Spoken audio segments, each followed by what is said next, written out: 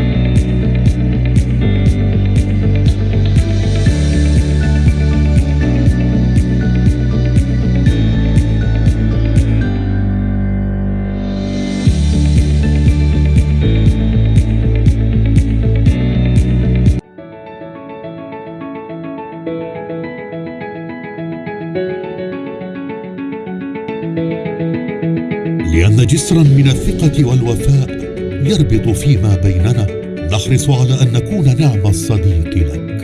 لأن أحلامك تهمنا، نسير معك على درب النجاح.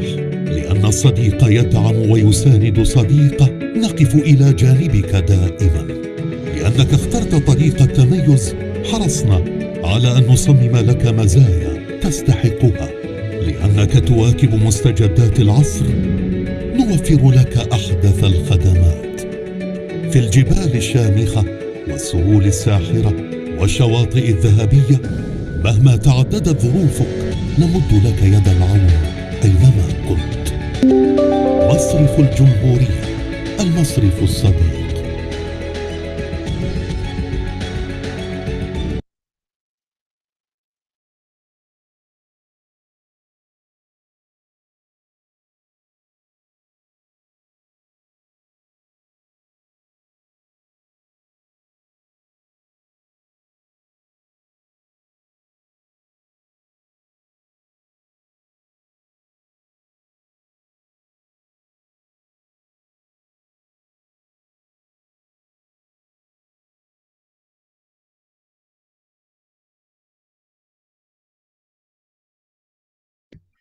Before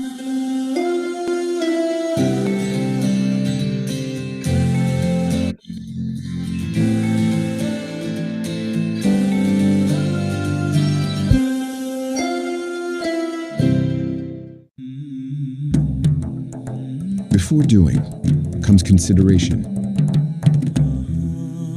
A sure path towards a lasting prosperity. Life can be lived more confidently when intentions and values align. We're bringing back the values of openness, clarity, and ethical conduct so that you can be at peace with the choices you make. We have looked at every link in the chain, from the way your money is handled to how services are offered. Made smart, kept simple. Because the real innovation started with the values gifted to us over 14 centuries ago. Bank Nizwa. Smart banking solutions for everyone. Headquarters in London. I'm Stella Cox, Group Managing Director. This year we're proud to be members of AAOIFI. بسم الله والصلاة والسلام على رسول الله. الإخوة الأفاضل، السلام عليكم ورحمة الله وبركاته. يسرني أن أقدم لكم مجموعة دي كاب التي تعمل في أسواق البيع المالية بالجملة، وتقدم خدمات الوساطة للمؤسسات المالية التي تلتزم بقواعد الممارسات المالية الإسلامية الشرعية وغيرها من القواعد المسؤولة. يتم تعزيز التزام دي كاب بالإجراءات المستدامة والمسؤولة عبر بيئة شركتنا ذات البنية التحتية وعروض الأعمال والمشاركة مع الأطراف الثلاثة وجميع خدماتنا. هدفنا هو نشر الوعي من خلال تعزيز الممارسة المسؤولة ضمن أعمالنا. تقوم دي كاب بدعم جميع أعمال التمويل الإسلامي الشرعي من خلال منصة خدمات التجارة الآلية التي تسمى إيثوس AFP. كما تقوم دي كاب بربط السوق المالية الإسلامية العالمية بمسؤولية.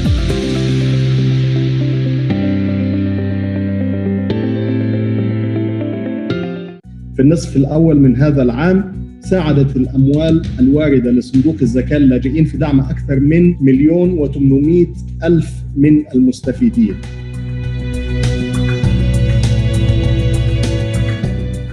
لا يسعنا إلا أن ندعو من قدموا زكواتهم إلى المفوضية ومن يفكر في التقديم أن لا ضير عليهم، بل نشجعهم وندعوهم ونحثهم. تشكل هذه المساعدات شريان الحياة لهذه الأسر، خاصة تلك التي تعيلها نساء بمفردهن.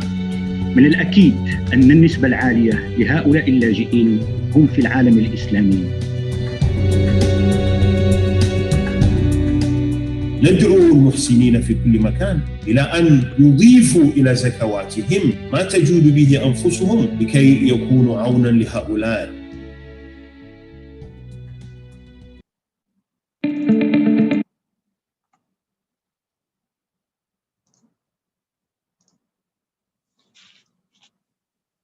بسم الله الرحمن الرحيم. الحمد لله رب العالمين، والصلاة والسلام على أشرف الأنبياء والمرسلين نبينا محمد وعلى آله وصحبه أجمعين. رب اشرح لي صدري ويسر لي أمري واحلل عقدة من لساني يفقهوا قولي. Excellencies, distinguished guests, industry colleagues, industry leaders, my friends, Assalamu alaikum wa rahmatullahi wa barakatuh. A very good morning to all of you, a good afternoon, and good evening to all of you joining us from different parts of the world. We are glad to welcome you back again on the day 2 of AAOIFI Islamic Development Bank annual conference taking place this year virtually. The theme of this conference is adaptability of Islamic finance post-COVID-19, navigating through unprecedented times. Alhamdulillah, we had a great session again yesterday on day 1, where we had 2 important panel discussions, as well as an opening session where we heard from industry leaders and policymakers through their keynote addresses. We are thankful to the great support that we have received from our partners, starting from Islamic Development Bank, our co-organizers, and the Central Bank of Bahrain, under whose auspices this conference is being organized and has been organized for the last 15 years. We're also thankful to our major partners, Jamhuriya Bank from Libya, Jersey Finance from Jersey, Itmar Bank and Khaliji Commercial Bank from Bahrain as our gold partners, Bank Nizwa from Oman, DDCAB Group from the UK, our philanthropy partner, the United Nations Refugee Agency, UNHCR, our technology partner, Taif Digital Institute of Islamic Finance, our media partners, Al Huda and SciCube, our knowledge partner, Cambridge IFA, as well as our app partner, iFikr by ISRA.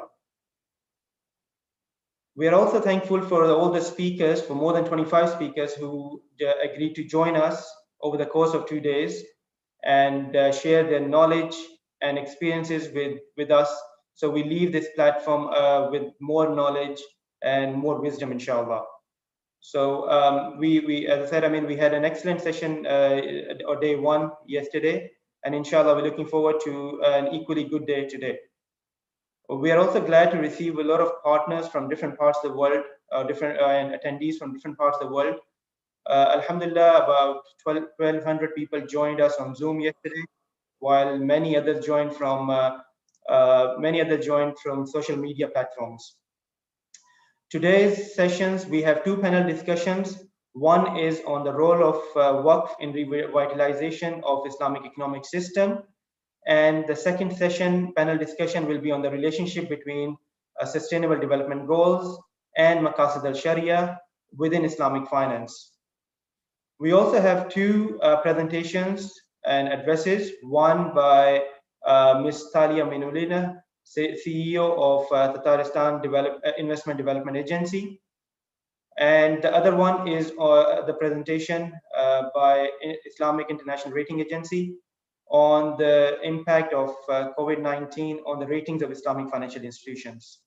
So, inshallah, we hope that you benefit from these sessions today through different presentations and different speakers who are joining us from different parts of the world. Now, before any further ado, we'll move to our first special address of the day, which is on the impact of COVID-19 in the CIS or Commonwealth states, the impact of COVID-19 on Islamic finance in CIS states and what the future holds. For this, we would like to invite Ms. Talia Minulina, who holds senior government positions, as well as also is the CEO of the Tatarstan Investment Development Agency. She has led many initiatives for the development of Islamic finance in the CIS countries. One important initiative is organizing of the periodic Kazan Summit, which I'm sure some of you must have attended, which looks after the whole Islamic economic system and the halal economy in general. So we're extremely delighted to have Ms. Talia with us today to kind of share their experience of COVID-19 and its impact on Islamic finance in the CIS countries. Ms. Talia, the cloud is yours, inshallah.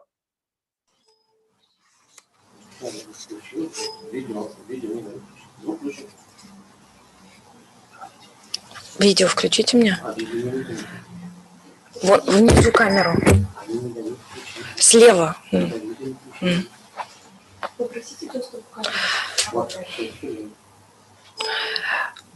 Бисмиллахир-рахманир-рахим.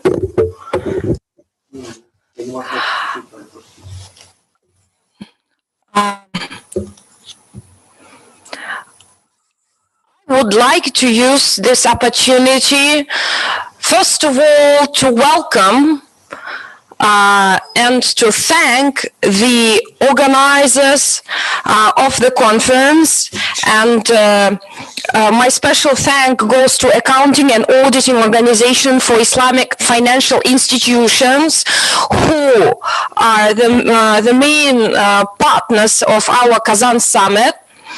Russia and Islamic World Economic Summit that we organize on an annual basis in Russia as a main platform for the communication and development of relations within the Russian regions and Organization of Islamic Cooperation.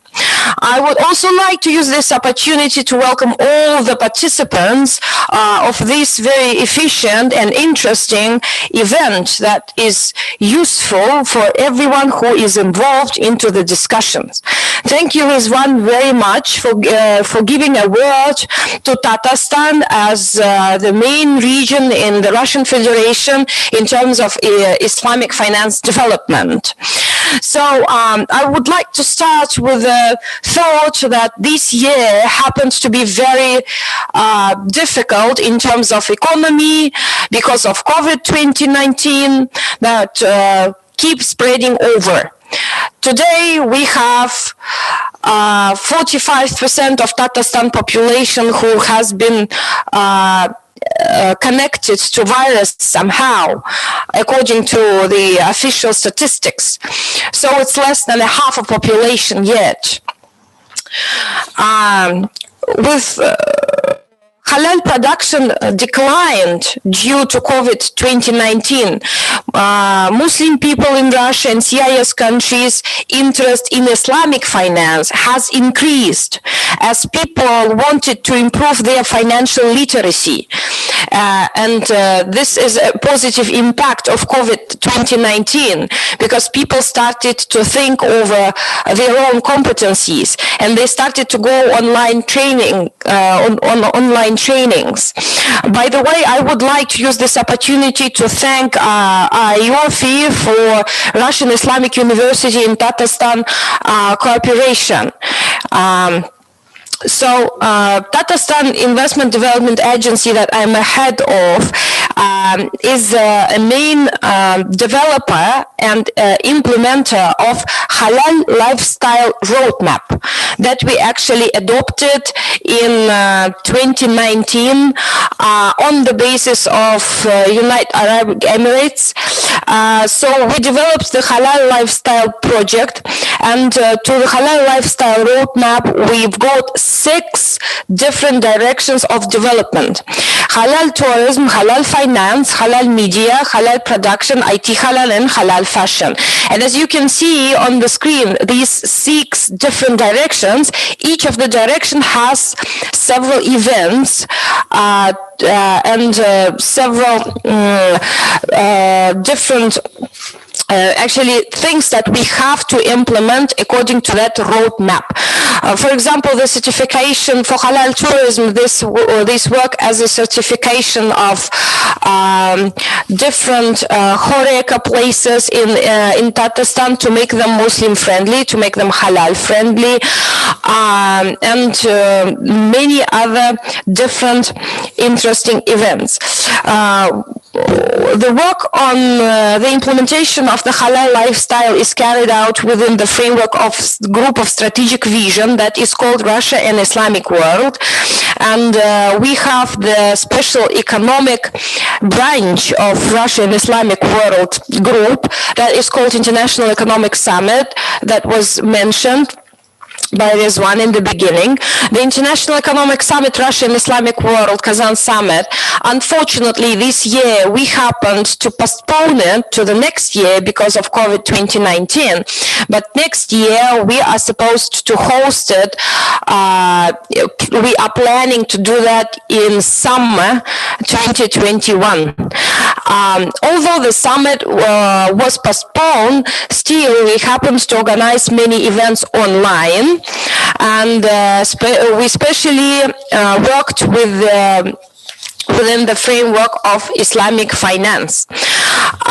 So what we have organized is a series of online interviews with ambassadors in the Russian Federation of the Islamic world.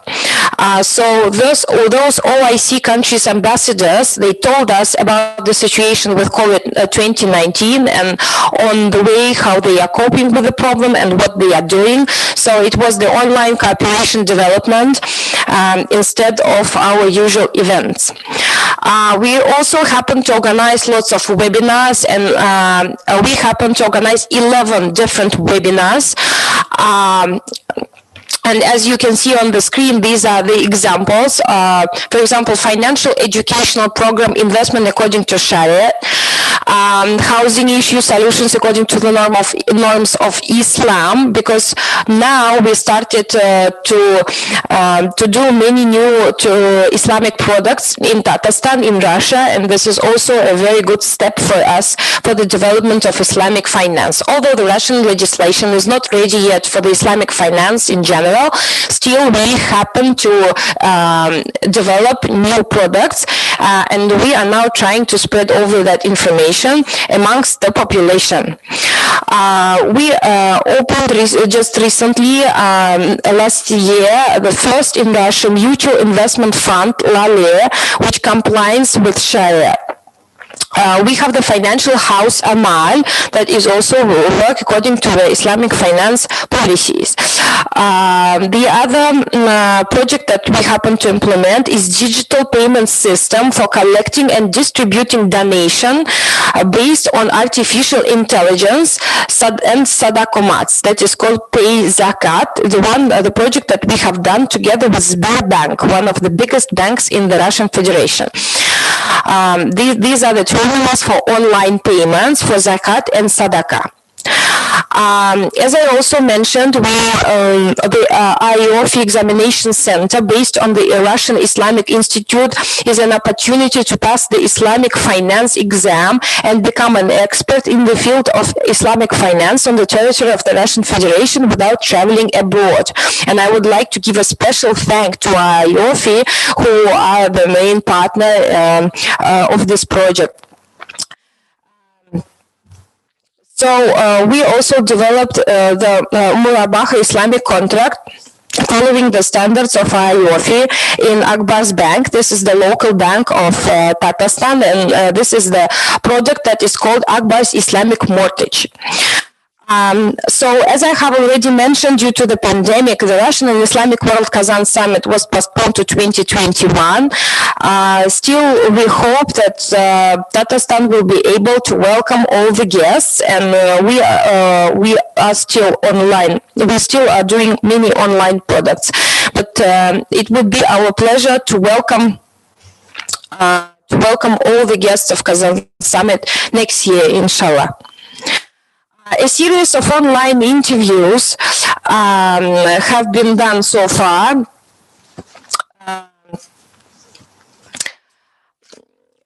The ambassadors of the Islamic world in Russia and business representatives on the topic of impact of COVID-19 on the economies of the OIC countries.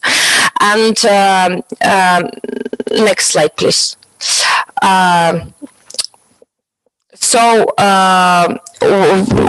the ambassadors who gave us the interviews, and you can actually watch them online on the Invest Tatarstan YouTube channel. These are the ambassadors of Indonesia, Tunisia, Egypt, Kazakhstan, and now we still are doing and we are proceeding with that project. We also organized two email courses we have launched with the Russian Islamic University on Islamic finance, financial literacy according to Sharia, fundamental of financial planning, and fundamental of Islamic business ethics, and investment rules according to Islamic business ethics, and investing in stocks according to Islamic business ethics, and presentation of Islamic financial products available in the Republic of Tatarstan, and Islamic finance in the Astana International Financial Center.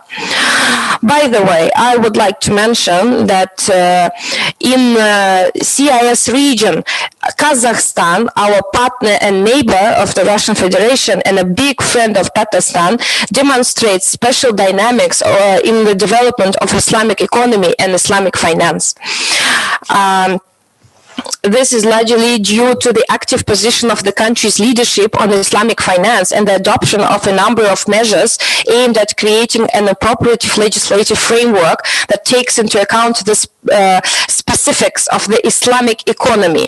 And this is how Astana International Financial Center works. So announcement and participation in more than 20 partners events. This is the next slide, please. Yes, these are the logos of our partners with whom we happened to organize different online events, and we participated, as you can see, in annual investment meetings in Dubai. We've done some webinars together with Islamic Development Bank, and you can see some of the logos of our partners with whom we did the webinars this year in 2020 because of COVID-19.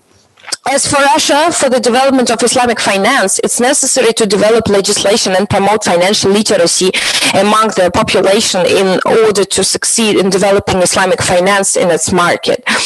Advising on Islamic finance is available on the basis of the Russian Center for the Development of Islamic Economy in the Russian Islamic University.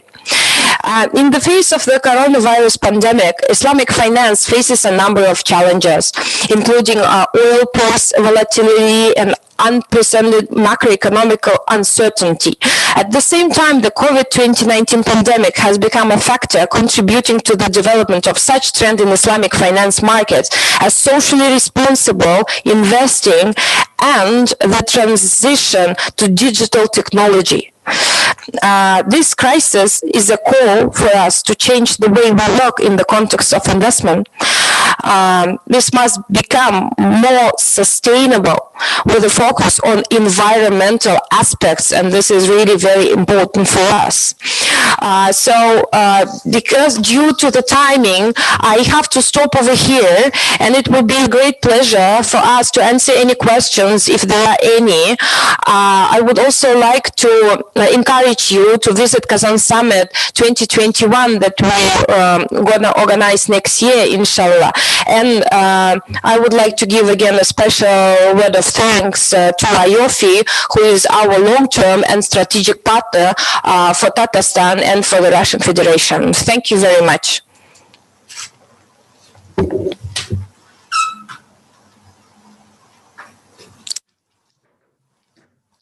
Thank you very much, Ms. Talia, for enlightening us on what is happening in the Russian Federation and CIS countries, and also your efforts in terms of promoting Islamic finance in the state in general. So I don't see any questions in general, but if they do come, we will kind of route them towards yourselves and get the answers. Thank you. So thank you very much for spending your time and being with us today. It's our pleasure to have you and you both for this conference as well as our partners, in other initiatives that we undertake.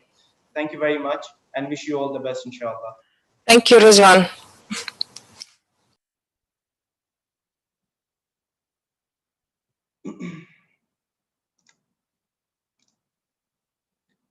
Now, Excellencies, distinguished guests, swiftly moving on to the first session of the day, which is on the role of Waqf in revitalization of Islamic economic system. The Waqf, as you know, is one of the most important tool for social finance, and its unique characteristics require an increased focus. Waqf, as you know, refers to a corpus of it refers to dedicating the corpus of an asset and making its benefits available to its defined beneficiaries. By doing this, the owner of the asset no longer remains the owner, as the asset is passed on and is transferred to a Waqf institution, and the ownership belongs to Allah subhanahu wa ta'ala. So the history of Waqf dates back to many civilizations, of course, and within Islamic civilization, its history can be backdated to the times of Prophet, when the first Caliph, Hazrat Umar Farooq, reached out to the Prophet, peace be upon him, regarding a piece of land that he acquired, and the Prophet asked him to it will be better for him to endow it and give the returns as charity. So generally, AAOIFI also initiated a number of different initiatives and have different standards on Waqf itself. And in 2017 itself, AAOIFI initiated the revision of its accounting, governance, and Sharia standards in collaboration with Future Investments and the International Institute of Waqf, whom we are delighted to have even on this panel. This particular session aims to discuss the important role of Waqf and explore the steps that are needed by the policymakers to undertake to ensure that the full potential of this important asset class is achieved. We have some great speakers for this session. We have the moderator, Dr. Waleed Hijazi, who is a partner at Hijazi and Hijazi and Partners, as well as a deputy chairman of accounting of AAOIFI Governance and Ethics Board. We have Mr. Anas Al-Dovian, who is the CEO of International Institute of Islamic Waqf in Saudi Arabia. We have Dr. Muhammad Ali Chetty, who is acting director at Islamic Development Bank. We have Mr. Faisal Banna, who is the director of Middle East, Africa, and India for Jersey Finance, as well as we have Dr. Majda Ismail, who is an associate professor at INCF in Malaysia. Just a reminder for everyone, this conference is being interpreted in 3 languages, Arabic, French, and Russian. Should you wish to hear the deliberations in those languages, please choose the appropriate channel from the bottom of the screen. Additionally, if you have any questions, can I suggest that you put those questions in the Q&A tab at the bottom and not in the chat screen. So before any further ado, let me have the pleasure of handing over this to Dr. Waleed Hijazi. Dr. Waleed Hijazi, the session is yours, inshallah. شكرا. السلام عليكم ورحمة الله وبركاته، والصلاة والسلام على أشرف المرسلين سيدنا محمد وعلى آله وأصحابه أجمعين. Thank you very much, Mr. Rizwan. You've made my job very easy, as you have given us a very good introduction to the subject, and at the same time you have introduced our great panelists, whom I'm really honored to join. So in order not to be repetitive, I think we should go straight to the subject and to the discussion. We have great experts in the field, and they come from different perspectives. We have Dr. Majda Ismail. She brings in the academic and historical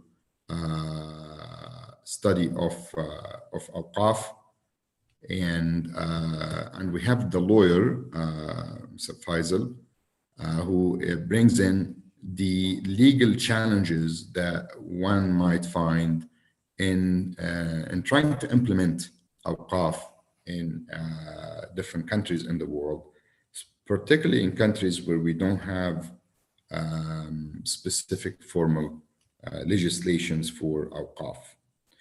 We also have Mr. Anas Al-Dovian, who is a practitioner in the field. He's the CEO, as Mr. Rizwan said, he's the CEO of the International Institute for Islamic Waqf. So he brings in the very practical perspective of the subject. And then Dr. Muhammad Chetty, of course, who is the acting director of the IFSD, which is the Islamic Finance Sector Development.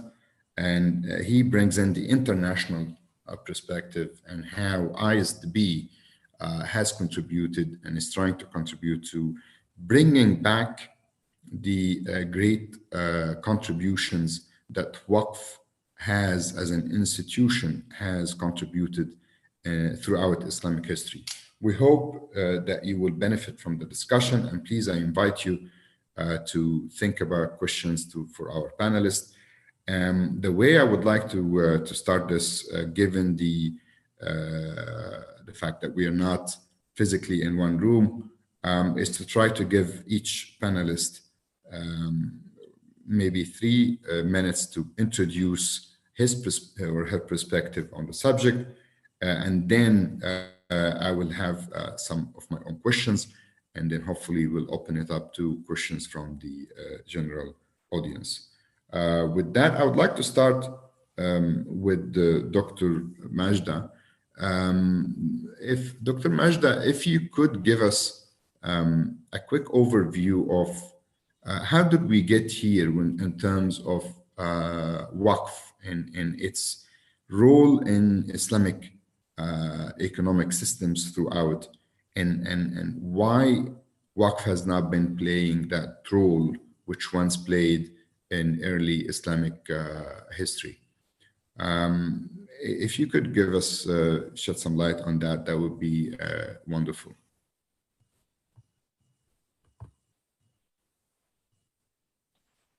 Assalamu alaikum wa rahmatullahi wa barakatuh. First, I would like to thank AAOIFI for inviting me for this great event.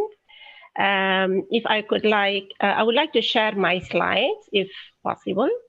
Can you see the slide? Yes. Yes, we okay. can. I'll make it bigger. Okay, I'm going to give a quick, I know that you are giving us a few minutes, but I'll try to go as much as possible very quickly on this one.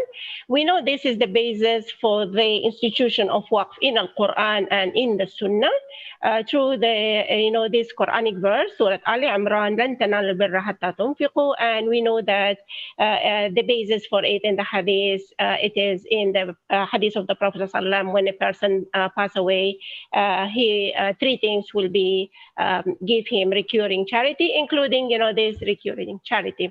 But just look at the significance of Waqf throughout the century. The Waqf, we need to know that the institution of Waqf is a social financial institution of transforming a self-centered economy into a giving back economy. Where people give part of their wealth for developing their communities on one hand, while seeking the pleasure of Allah subhanahu wa ta'ala on the other hand. Okay, the significance of the role of Waqf through centuries, we divided it into three cycles during the time of the Prophet sallallahu alaihi wasallam, whereby the role until the Ottoman, it reached its role reached its peak during the Ottoman. And then the second part is during its decline towards the end of the Ottoman Empire, and then the recent call within the last few decades. But let us look at during the time of during the first cycle, whereby we realize that the Prophet ﷺ used to teach his companion whenever there is a need for the creation, there is a need in the society, the Prophet ﷺ will advise his companion, he will do it, to create the Waqf.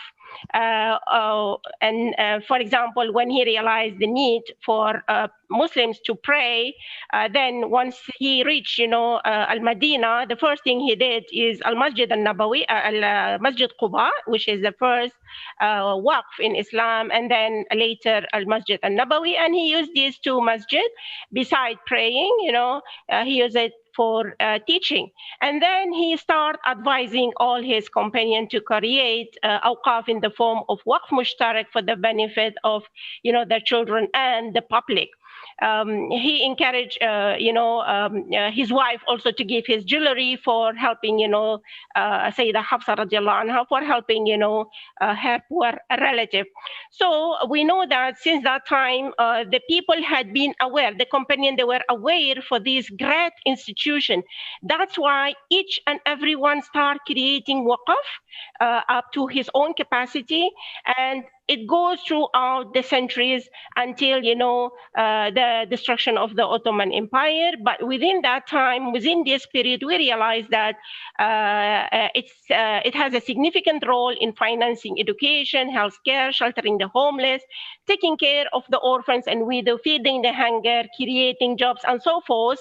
But the most important thing, we realized that during the Umayyad and Khalifa time, 60% of the public service were financed through the institution of of Waqf, and during the Ottoman, almost 3/4 of the agricultural land was Waqf.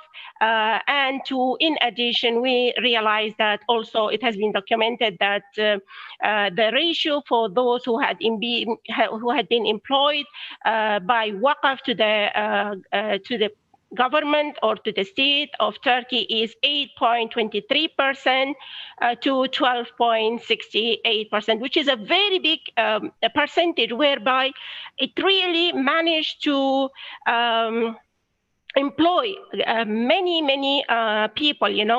This is where we are lacking at the present time. Okay, let us go to the second cycle, whereby after the destruction of the Ottoman, what happened? Of course, towards the end of the Ottoman, secularization took place, and colonization, which also took place in Muslim and Muslim minority countries. So they start changing the nature of the Waqf, they start changing the administration of Waqf, and unfortunately, this has continued even after independence.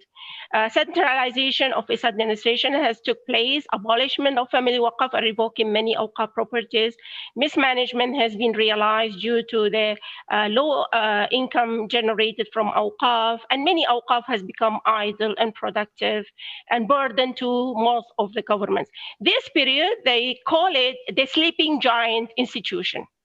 Okay, recently, within the last few decades, we realized that governments as well as financial institutions, they start calling for the revival of this institution.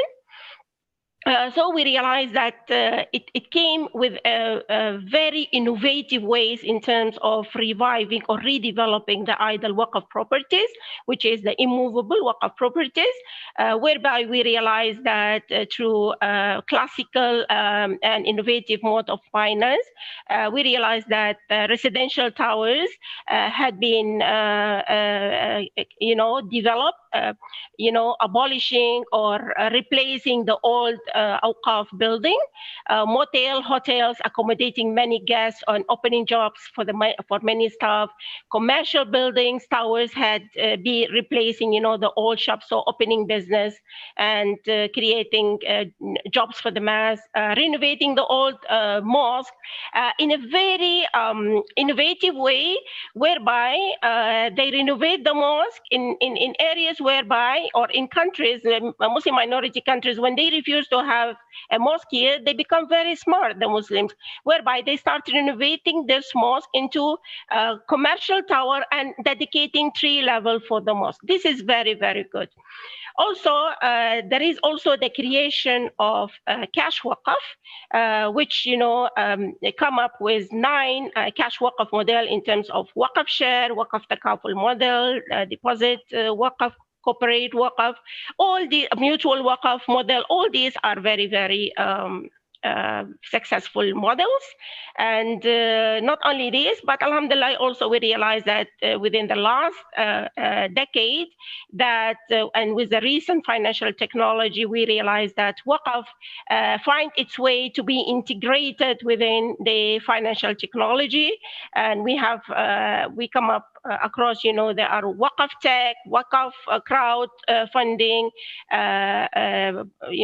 Waqf chin, and alhamdulillah, even though the examples are few, but this gives hope that the role of Waqf can be revived, to benefit, mankind, similar to the time or to the first, time when the Prophet, and from the time of the Prophet until, the Ottoman. So I don't know if I can proceed. Dr. Majda, I will come back to you definitely, and please keep your other slides ready as well, as you may need them, to shed some more lights on the institution of Waqf in Islamic history and in Islamic economic systems in the past and now. But now I would like to give Mr. Anas Adwayan a chance to talk to us about the AAOIFI initiatives regarding Waqf standards. How do you see those initiatives and these efforts in trying to revive the institution of Waqf? and making sure that this time around we put our Waqf on the right track in terms of development and hopefully adoption by many Islamic countries. Thank you, Dr. Walid. Is the voice clear? Yes, very Thank clear. you so much. Good morning, everyone. I would like to thank AAOIFI and AAOIFI partners for this brilliant conference. I'm Anas Abdoyan. I came from Islamic finance background and works in a different international banking system. Then I moved to AAOIW, which is the International Institute of Islamic Waqf, which is a non-profit organization established in Malaysia in 2008. And right now it's running its business from Malaysia and Saudi and London. And inshallah, it's going to expand in another 3 countries next year, inshallah. AAOIW is a subject matter expert, helps banks, international institutions to understand Awqaf. Also to be a knowledge partner in a couple of activities, initiatives around the globe for Awqaf. AAOIW is like, if we talk about any mandate or any specialized sector, you need someone to be the subject matter institution or the community or to be the society that helps the industry to grow up in the right way, giving direction, giving the right standards, helping building the body of knowledges, and also the training and certificates on this side. What we did during the last years, we managed more than 20 projects in Awqaf around the globe with more than 200 experts in Awqaf. We started our own body of knowledge to help Awqaf sector to grow up and to build the platform and the skeleton for the training courses and for the international certificate in Awqaf.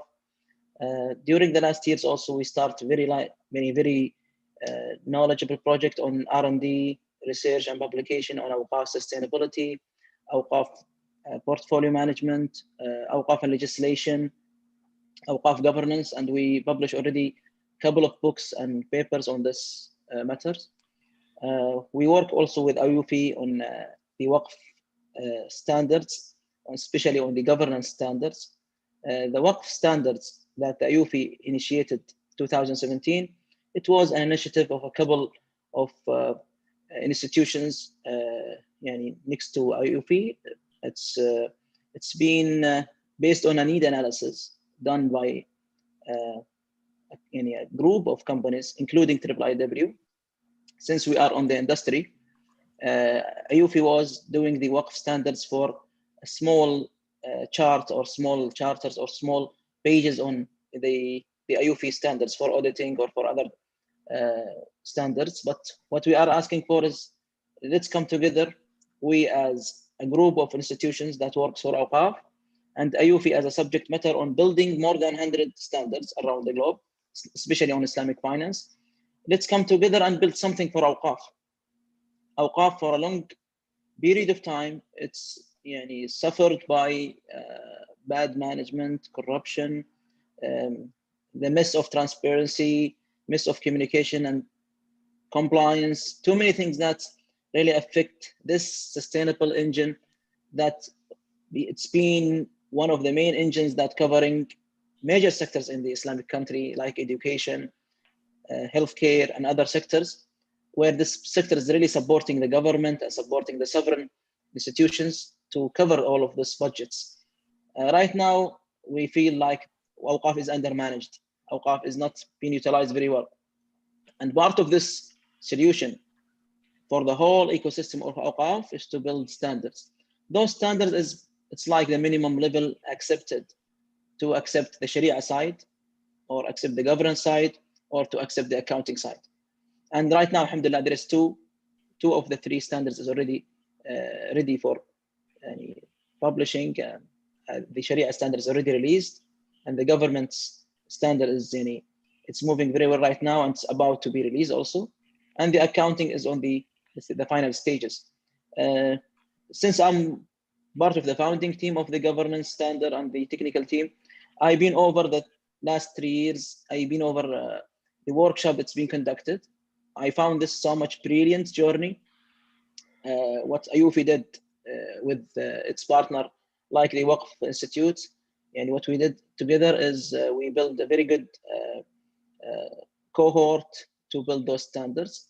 The journey started from a brainstorming sessions with the experts, and the experts from multidisciplinary, not only from Awqaf. We brought people from the capital market authorities. We brought people from the Awqaf. We brought people from individual Awqaf. We brought people from institutional Awqaf. We brought people from the government auditing government agencies, central banks, bankers. We come together and to also to share knowledge about their own experience in their fields.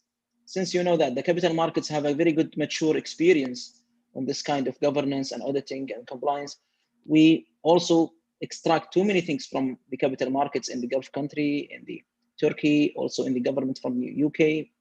We work very closely with agencies to extract what's really it fits with our needs.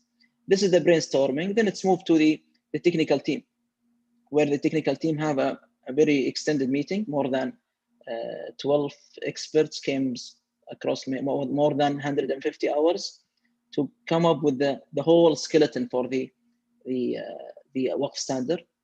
Then after the skeleton has been built, the content team started to build the skeleton with the right articles that fits the needs of Awqaf.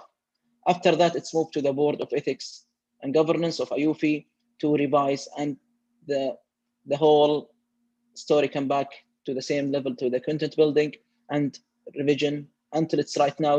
And we pass the hearing session or the public hearing, and it's ready right now for the approval. What we found that since this is so much primary things, this is only one initiative that we are working for, and there is a couple of initiatives that need to really support it, need to be really incubate to help Awqaf sector. Awqaf sector, it's one of the sovereign sectors in Islamic economy system.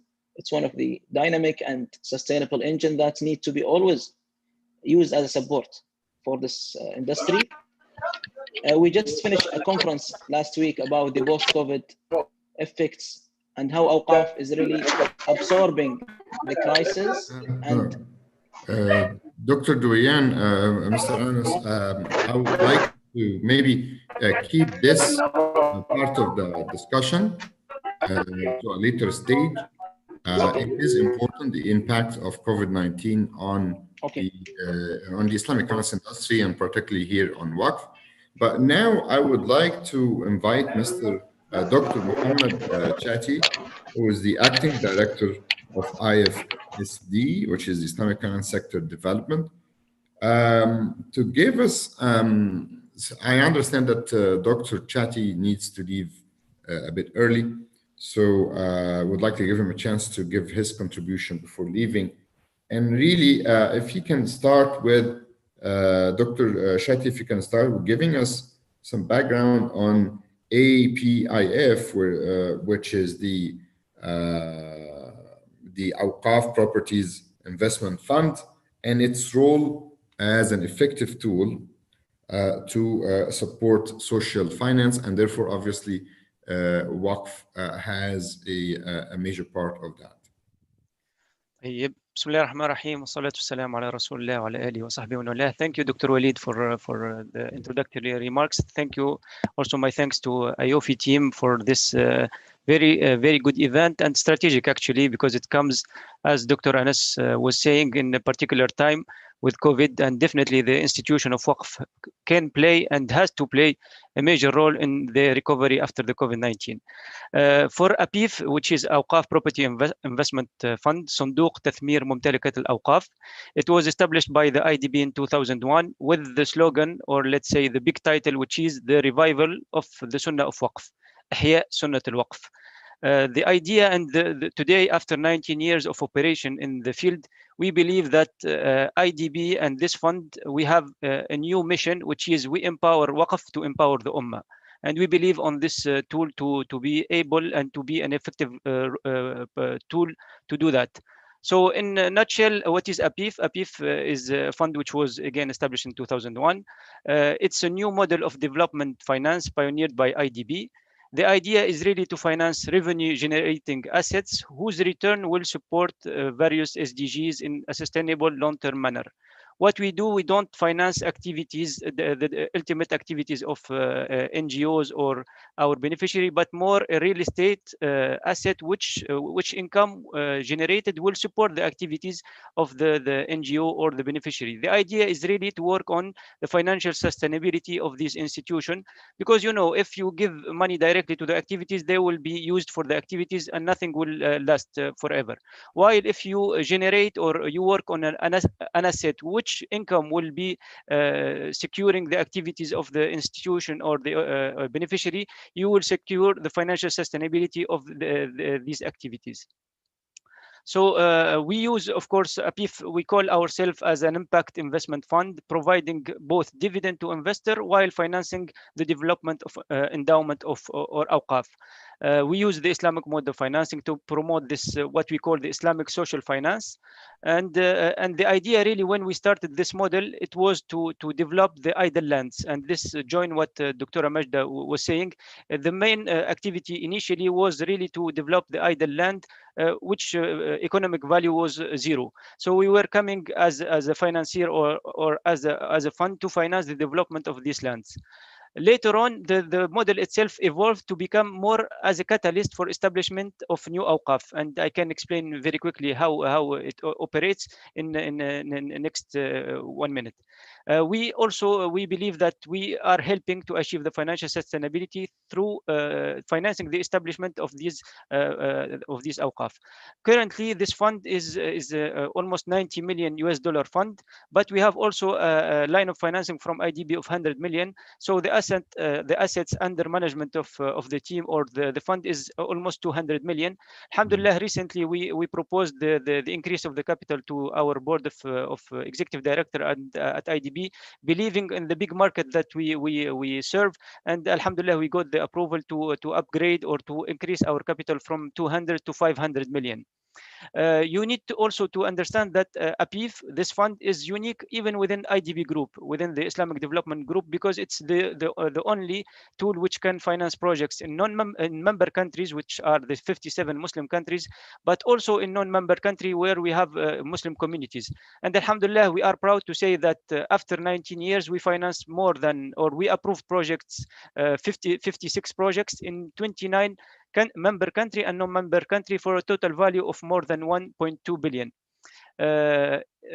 Also, sector-wise, we are a little bit diversified. Again, as I said, we are not financing the ultimate activities, but we are like second-degree kind of development. So today, we are proud to say that 31% of our projects were going to the education sector, 32% to relief and charities, 29% to awqaf and religious matters, 4% to health, and another 4% to youth. Dr. Walid, if you allow me, I want to share 2 slides very quickly on the model of AAOIF itself, and also in some impact analysis. So I will share my screen very quickly. Yeah.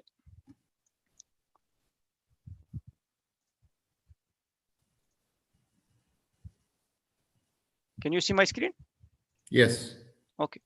So the model, how do we operate? Actually, if we follow now the process 1 and 2, we have a beneficiary organization, an NGO, a awqaf institution, a non-for-profit organization, which will come to us asking for a financing to develop a project. So what we do, they can contribute by land, or they can contribute also a cash for the financing or for going for this project. So we go together, we assess the project. If it is a viable project, we will go for financing the real estate component of the awqaf project. Usually our financing are between 5 and 15 million for a tenor of 15 years. So during that period, we will be getting the income generated by the asset. It will serve to repay the financing from the fund. and the gap or the balance will go to the beneficiary. So the beneficiary will always have some kind of income coming to it. But the idea is after 15 years, when we finalize or the whole repayment will be finished, the asset and all the income will go to the beneficiary. If I take a very simple example, if we say like we developed a property for 15 million and it's generating 1 million yearly, we can say during the repayment period 750 will go back to the fund as a repayment, 250 will go to the institution. But ultimately, when we complete the project or we complete the repayment, the 1 million will go to the beneficiary fully to support their activities. Now, for the 55 projects that we financed already, alhamdulillah, we had done an analysis, and we find out that on average, all the projects that we finance, on average, the beneficiary, they will be getting around 1 million and up of income coming from these assets. Now, as very quick on the impact or some success stories, I can just mention 3 cases. We have one project in Bangladesh, another one in Fujairah Welfare Association, and the third one in Tawfiq, Somalia. And this project, it's actually based in Kenya, but serving Somalia. This is also another specificity that we do, especially when you have some countries where there are also high risk and some problems. We can develop a project which can serve another country. So just without for me going into the details, these are just some figures. For the first project, we are talking about 43,000 of beneficiary. And the good point for this IDB Bissau in Bangladesh, today we have people who were supported by this waqf. We have them, mashallah, in Amazon, in Google, in the big institution in the world. For the Fujairah Welfare Association, as you see, we are talking about almost 9 million of beneficiary. And the good thing for this Fujairah, when they approached us initially, they got financing for first project. Then when they completed the repayment of the first, they got the second and the third project. So it's a kind of revolving partnership with this institution. And Tawfiq Welfare Society, again, we are talking about almost 400,000 beneficiary. So I will stop here, Dr. Walid. I tried to be very quick. And this brings some hope to us. Alhamdulillah, alhamdulillah. Alhamdulillah that the institution of Waqf is coming back, and this is a very smart way to help communities and countries to rebuild this institution by giving them example and giving them investment and financing to do that. This was wonderful. I know you have to run at some point. No, I'll stay with you until 10:30, inshallah. Yeah, I'll try to catch you with another question before you leave. No issue. But now we go to the only lawyer beside myself, and I'm not a panelist, I'm a moderator. With us today, Mr. Faisal Bahana, who is the director of Jersey Finance for the Middle East, Africa, and India. And he really brings in a very important perspective, which is the international perspective and the legal challenges. Many countries do not have, as we know, do not have formal Waqf regulations or laws. Some countries have regulations, like many countries in the Middle East, but even those regulations and these laws are outdated and not really functioning at all. So, Mr. Faisal, how do you work in this kind of environment? And give us some practical perspective, please.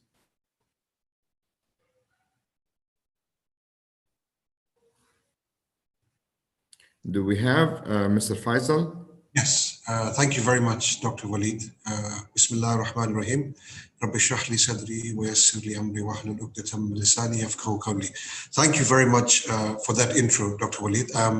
If I may, before I jump into answering that question, I just wanted to pick up on a couple of points that my fellow distinguished panelists have made, which ring quite well with the question that you've asked.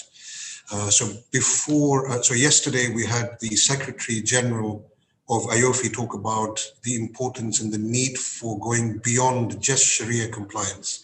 And he said ethics and values are equally important ingredients in what the Islamic finance industry should be achieving. And we echo that, and hopefully some of the points that I make during the course of our panel session will echo some of that from the perspective of a jurisdiction that does not have Waqf specific regulation and laws, but we have the infrastructure built into our legal system to allow for those kind of structures. Also, Dr. Anas talked about mismanagement and the lack of transparency. These are the kind of factors that equally apply to jurisdictions where there is no Waqf legislation, but there are certain protections put into place at an institutional level, but also at an individual level. And I'll try and highlight that. Very interested at Dr. Chatty's presentation, and he touched on development finance and impact funding. Again, within jurisdictions where there is no Waqf regulation or laws, this kind of financing happens at a global stage, and it all sort of weaves in together. So I think if we start the conversation around, or if I start my answer around the key elements and consideration when we're looking at Waqf structuring. So the very first point is obviously the jurisdiction itself. And there may be various reasons that you go into a jurisdiction, and Dr. Chatty very usefully mentioned the project that they're doing for Somalia, but through Kenya. Obviously, Kenya is a country where there is no Waqf specific legislation, but it is very encouraging to note that there is a project that is being delivered on those principles. So when you're looking at a jurisdiction, some of the things that you need to concentrate and focus on, as you know, Dr. Waleed, is the credibility of the jurisdiction. The history and prestige of that jurisdiction. So what are we talking about there? We're talking about its values at a global stage from a transparency perspective. So just touching on what Dr. Anas said, how is that jurisdiction complying at a global stage in its commitments on a global stage to transparency? And this all trickles down from a jurisdictional level right up to the institutions, to the individuals, et cetera, et cetera. So that kind of commitment is important. BEPS, we know, CRS standards for information exchange. These are, again, in this global world we're living in. When we start talking about financing, you touch on cross-border financing, these things immediately come into play. So CRS and information exchange becomes important. And then obviously we're also then move across to, stability of that jurisdiction. And both Dr. Anas, and Dr. Shati, and also Dr. Magda talked about these very important points to say the revival of this particular structure or institution is very important, and stability of the jurisdiction where you operate from forms a very important part of it. But obviously, the most important part, Dr. Waleed, and you started off with this, is the legal infrastructure within the jurisdiction, whether it's a jurisdiction where there is Waqf specific regulation and laws, or whether it's a jurisdiction like ours, Jersey, where we don't have the Waqf specific regulation and laws.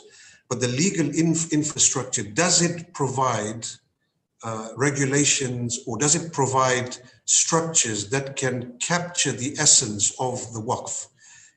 So in our jurisdiction, we have the concept of the trust, developed from the common law trust, and it's a very well-used institution and structure across family wealth through to development finance projects, through to charitable purposes.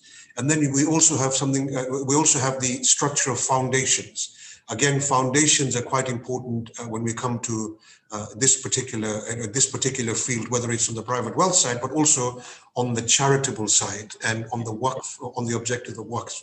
And again, when you get to that level, when you're looking at the legal infrastructure, hand in hand, the supervision and the regulator play an important part. So, you have outside regulators. So we have financial services regulator that monitors trustees, for example, and we're going to get into that a bit later on, Dr. Waleed, when we look at the specific concept of trust and foundation, and I can expand on that. But the supervision and the regulator becomes important, but equally important, Dr. Waleed, as you will agree, is the expertise of the people that are advising the Waqf, that are advising the boards, that are advising the beneficiaries, etc. So they need to not only be aware of their duties in the context of delivering the project, So using Dr. Chatty's example of a development finance or a project in Kenya, not only do you need lawyers that understand the modalities of the function of the finance side of it, but you need them to understand the Sharia concepts. Some of the concepts that Dr. Magda touched on are quite important when it comes to execution of the project. So the expertise on the ground is quite important. I think it then all boils down to, can the wishes of the Waqif be realized? Can the objective of the Waqf be met? And can the beneficiaries get what they're entitled to? And can the Wazir be supervised and regulated to ensure what they're supposed to be doing, do what they're supposed to be doing? And you're asking all of these questions, you're saying, can we, you're talking about legality, right? Can these things be achieved legally? Yes, correct. So Dr. Walid, what we're saying is that these are whether you're in a jurisdiction where there's Waqf specific legislation or not, these are the questions that need to be answered. And in a jurisdiction, so if I use it, if you allow me to use an example of our jurisdiction, all of those objectives and questions are answered in the positive, because we have the structure, trust and foundation, and I'll go into that in a moment. We have the concept of trustee and the council of a foundation that is the equivalent and can take the equivalence of the Nadir, for example. And then you have the supervision, which is the important part that Dr. Anas touched on, to say that this is where jurisdictions that have Waqf specific legislation are perhaps finding a lack of capability in that, and there's a mismanagement and lack of transparency element in there. In our jurisdiction, we have third party. Your jurisdiction is the UK, right? Jersey. So Jersey. The concepts are quite similar. The UK, Jersey, the concepts and the laws are quite similar. So it would equally apply in those jurisdictions. But you have that concept, and people use our International Finance Center for global investments, whether it's on a private wealth side, but also from a Waqf perspective. They use this institution and say, we want to go and invest into the UK, for example, but we want to use the Waqf part of it on a charitable objective to raise some financing. So all these hybrids are quite important, but essentially— In fact, Mr. Faisal, it's interesting. I'll let you talk more about this, because there is a trend in the Middle East, and I can even speak about my own country, Egypt, for investors and for companies that and families, big wealthy families, to set up Waqf or trust for the family, or even a general trust in the UK. And the main reason they go to the UK is because they have there the legal infrastructure, mainly the trust institution, to build on and to use as a vehicle to achieve their purpose, which they cannot achieve by setting up the same institution or a Waqf in their own country, which is a very interesting thing. I would like you definitely to tell us more about this, because it is a trend that's coming in the Middle East. Now I want to go back to Dr. Magda Ismail and ask her about the role that academic Muslims can play in educating the public and raising the awareness of Waqf. Because it's not surprising that many academic institutions that teach economic and finance and investments, they don't really include Waqf at all in their curriculum. So if you could give us your perspective on this issue.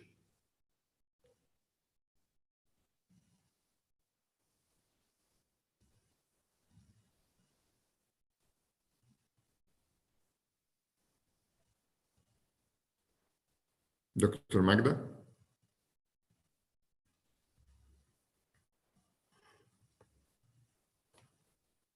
Dr. Magda, maybe you need to unmute your microphone, but if for the interest of time— is it okay? Yes, now, yeah. Okay. Okay, I will come for this creating awareness among scholars, among the students, all this, inshallah, in a few moments.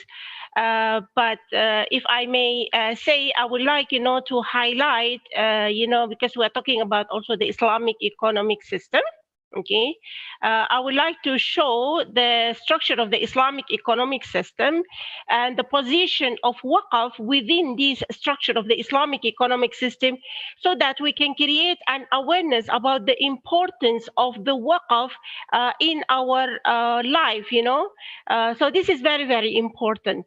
As you can see here, the structure of our Islamic economic system, we have knowledge, okay, and we have ethics. Just now, I believe that Brother Faisal, he mentioned about the ethics and value.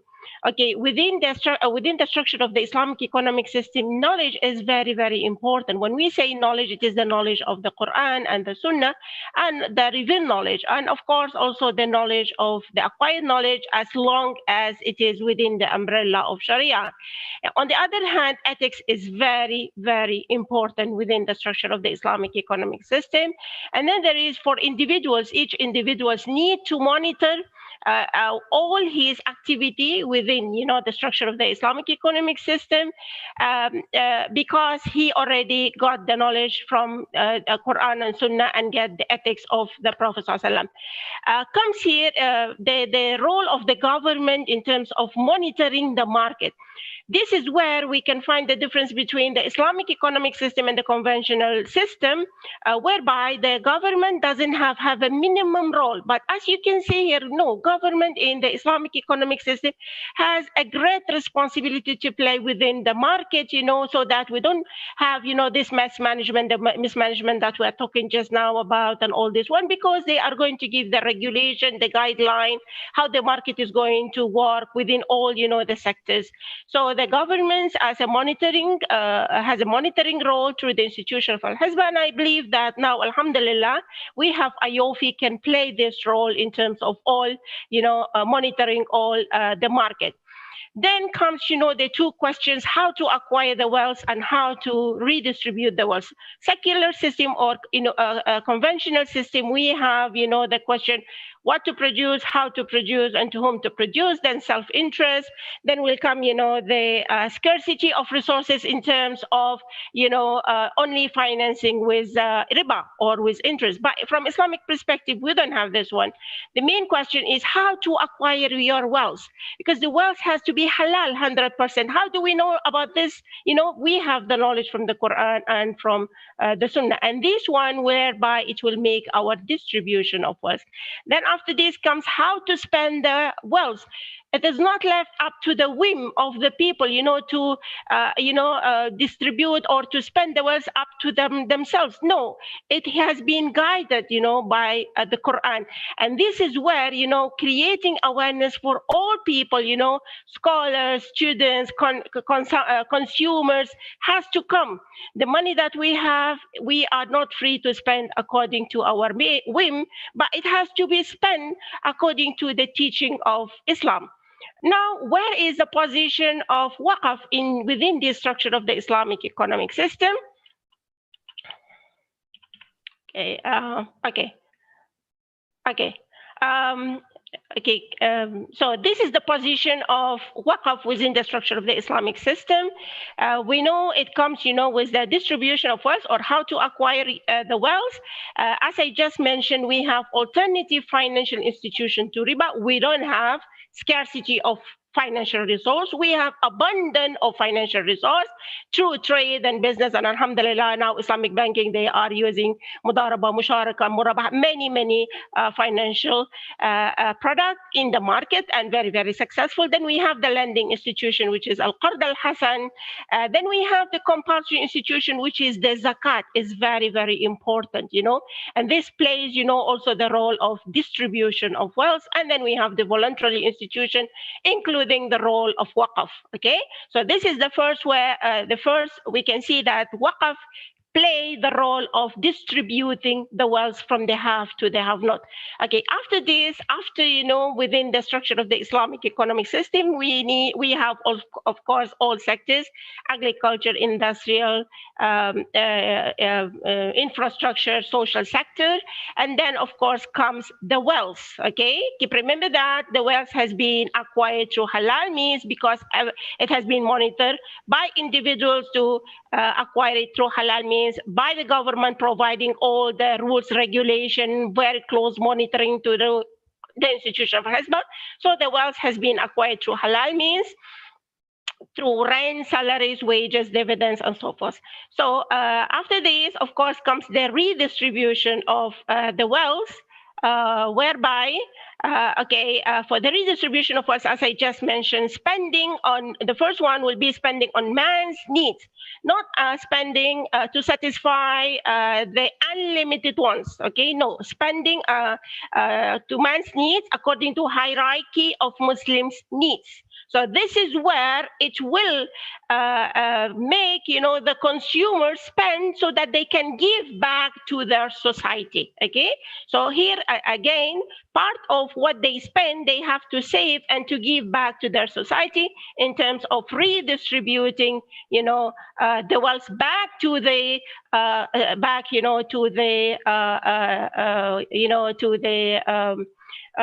community.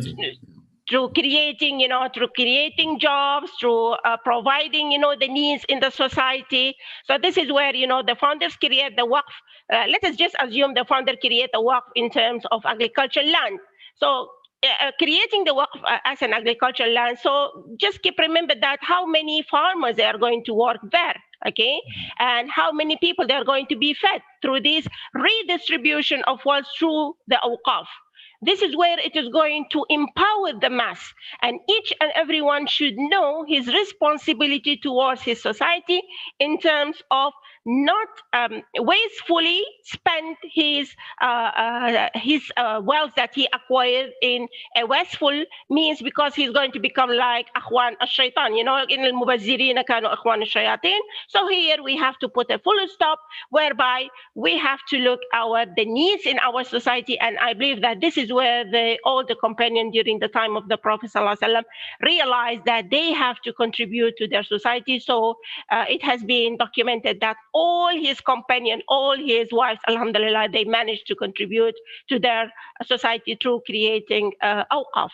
So this is just in general to give you, yes, we need to highlight this in our, level of, we need to highlight this in our education, schools, universities, the importance of awqaf, the role of awqaf that it has to play.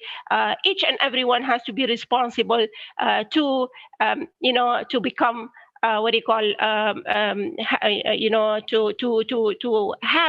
give back to his society.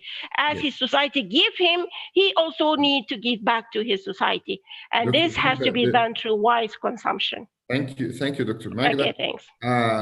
By the way, our session is getting a lot of interest from the audience, and there are a lot of questions, as you could see in the Q&A section. So I hope that we could spare some time at the end to try to address the questions raised by our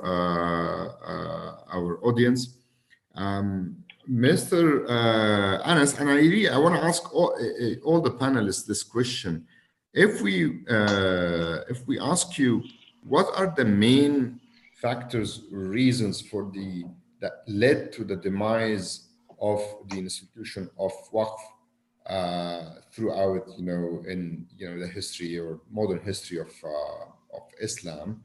I mean, it played, as Dr. Magda showed us in the slides, for a long time, almost 1300 years.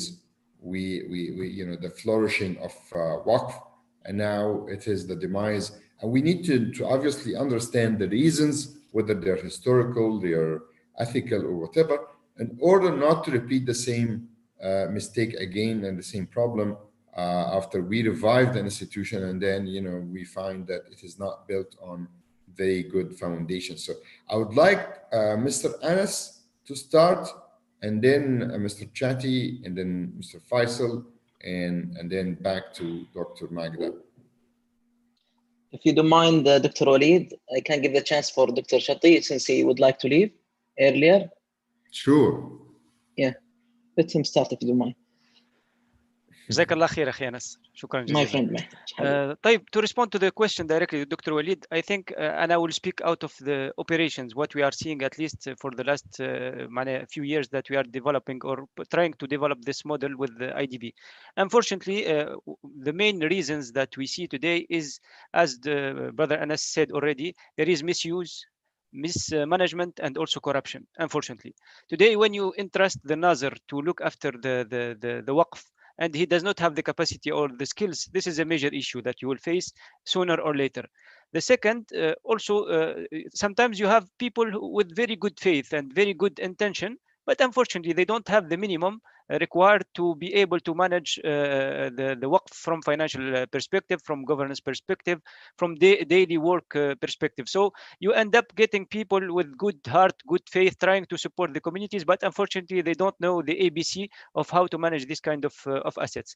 And unfortunately, I would say it clearly today when I talk about all the projects that we finance. Unfortunately, we have in our portfolio some projects for which we have these problems. You have people when they approach the bank or the fund for financing, they have very good plans, the very good perspective how they will impact the life of their community societies. But later on, when you go into the field and start working with them, unfortunately, you cannot even interact in financial perspective. When you ask for a minimum of information, they are not being able to respond to you. So this is one aspect. Let's look at it from one angle. The second angle, and to be also very honest, we have some secular kind of mindset in some of our member countries. When you talk about awqaf, it's like an irritation for them. They don't want to look at it. And I will not mention countries because it's sensitive, but we know it's a kind of countries where there was a lot of long history of occupation. This kind of institution is quite difficult to interact because. But brother Shati, Mr. Shati, they don't even have the equivalent secular legal framework. I totally agree. And this is it's not about religion. I mean, they don't have the institution of trust, for example, as they have it in the West. So you don't understand. But this is our mandate, Dr. Walid. Actually, today, when you show them that this kind of model is working in the West, and from where they are taking all the principles of the regulation, this should be more, let's say, close to them. Exact. So, and I will jump on one of the questions that Brother Faisal mentioned, and actually he's very right. Today, when I'm financing a project in a non-member country in West, or sometimes it's much more easy for me to do it rather to go for member countries where I have even the Waqf law. So because I will work on this trust or foundation kind of regulation, for me it's like straightforward. They know the country there, they establish rules. If you follow the rules, whether you call it trust, you call it awqaf, you call it endowment, at the end of the day it's just an appellation. But what matters is really the function or what you are putting in place. So this is why today it's also our mandate or our also duty as people practicing this awqaf and trying to also make it a new mode for our member countries to also raise the awareness, raise that, guys, look at it. If you let's even I'm very blind on this. No need even in our member countries to call it awqaf, call it endowment, call it whatever you want. Even try to mimic the same trust model and put it in member countries and work with it. It will inshallah be inshallah big success.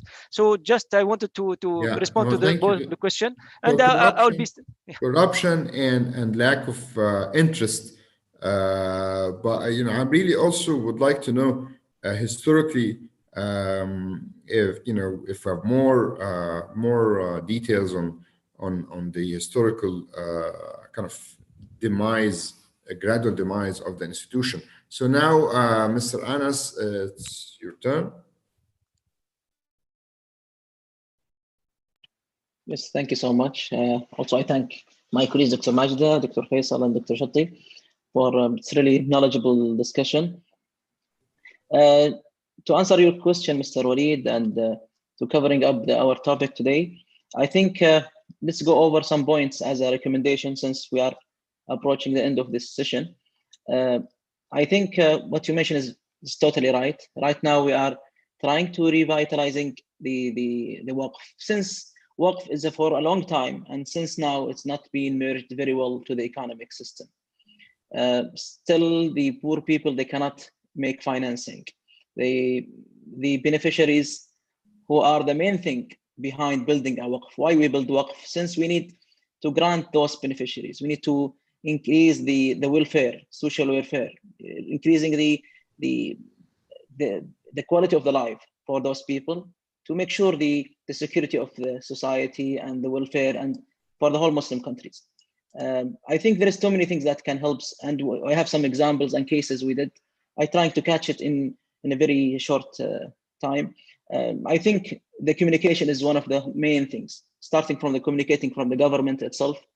I know, and I'm emphasizing what Mr. Chattis mentioned about the government and how they see the Waqf. If there is no good communication, Waqf can be a taboo. If there is no communication, Waqf can be a threat.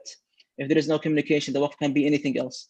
But once you communicate very well with the government, showing that we are sitting next to the government to help and solve the community problems, this will help too much. Also, the communicating within the wider public. Meanwhile, I believe transparency, smart reporting, better communication can do as an essential requirement. This would be helps too much. Too many Muslims, they don't know Awqaf. They know only mosque, madaris, schools, some hospitals as Awqaf, but they don't know what Awqaf means. They don't know the sustainable engine and the side of the investment and how the business model of Awqaf can help too many things on the community of Muslim community. I think right now with this revitalized ecosystem of Awqaf, we need to mention the power of consolidation. Alhamdulillah, in IIIW, we work with the ISFD, we work with IDB, we work with too many institutional government and private sector and non-profit sectors around the globe to build the Orphan Collegium, the Waqf Bank, the Waqf Body of Knowledge, the Waqf legislation system, the Waqf standards, too many things that came with the consolidation. Right now is the right time for the consolidation, since there is a waste of resources being spent over the last decades for a sole individual initiatives without doing this kind of consolidation. And this is the right time, since the post-COVID is need to have this kind of maneuvers. The last point that I need to focus on is the innovation. Right now, even the funds, before it's only real estate. Right now, since I'm a board of trustee in a couple of Awqaf, right now, Awqaf, they tend to invest on venture.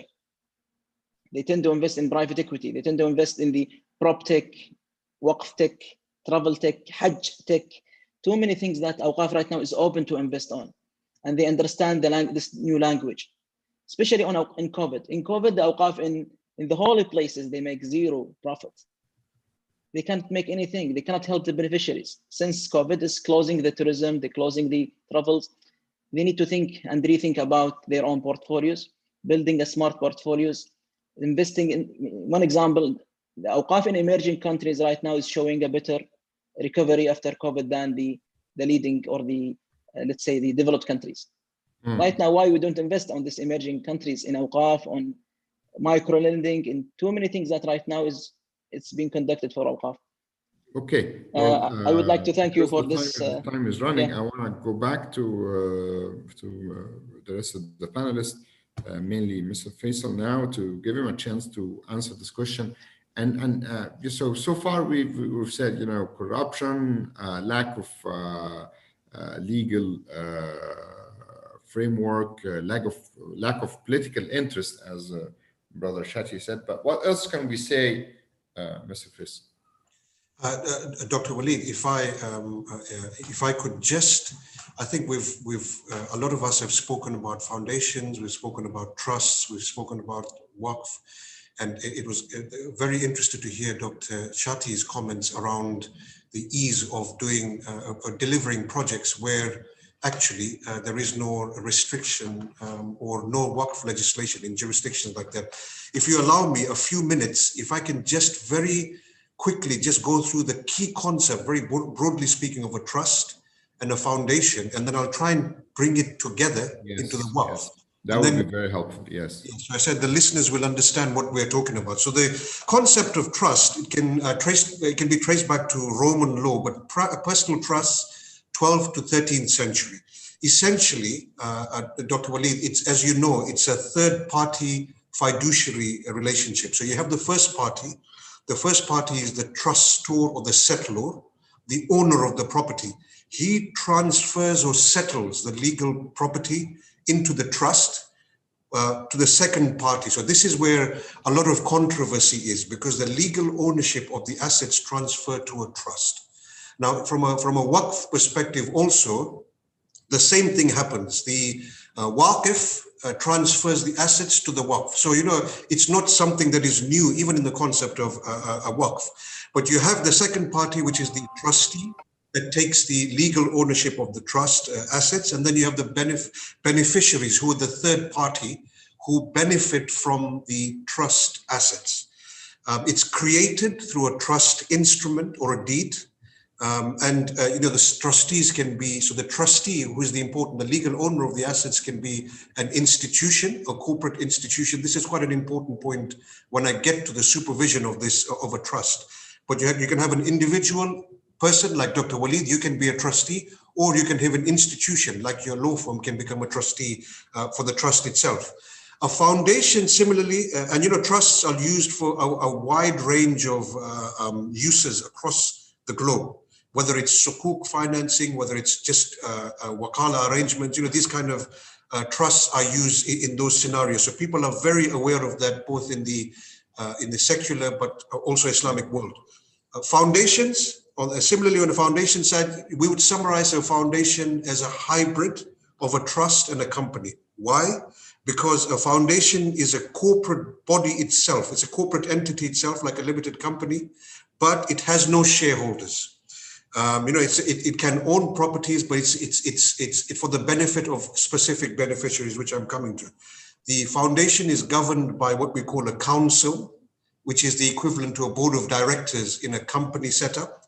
And it's in accordance with the charter and or regulations of the company, which is like the constitutional documents of a company, or a trust deed or a waqf deed for a waqf and a trust company.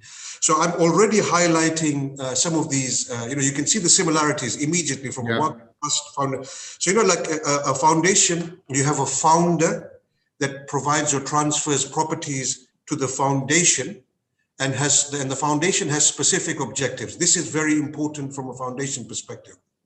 They have a charitable and non-charitable objective.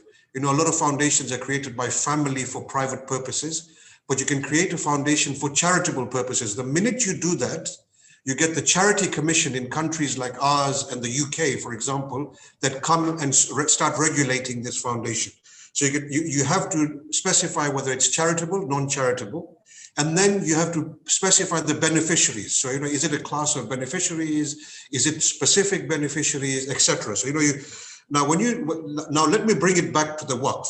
And, you know, all of us on the panel, you know, I've been privileged to be in the company of such distinguished panels, and they've all talked about the technicalities of the waqf and, you know, how it's created. But a summary for our listeners, Dr. Waleed, if you permit me, you have the waqif who creates the waqf and transfers the assets. So similar to trustee, similar to a founder in a foundation.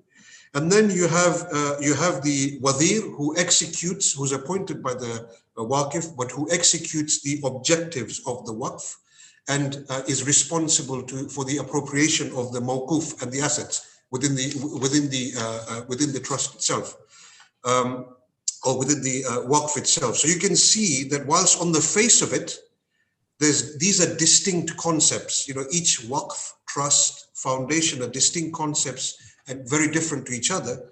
However, there's so many similarities, and it is going to the point that Dr. Shati made. It is drawing on these commonalities, which is key to prudent structuring and advising, which is a job that we all do in our lives in a different way.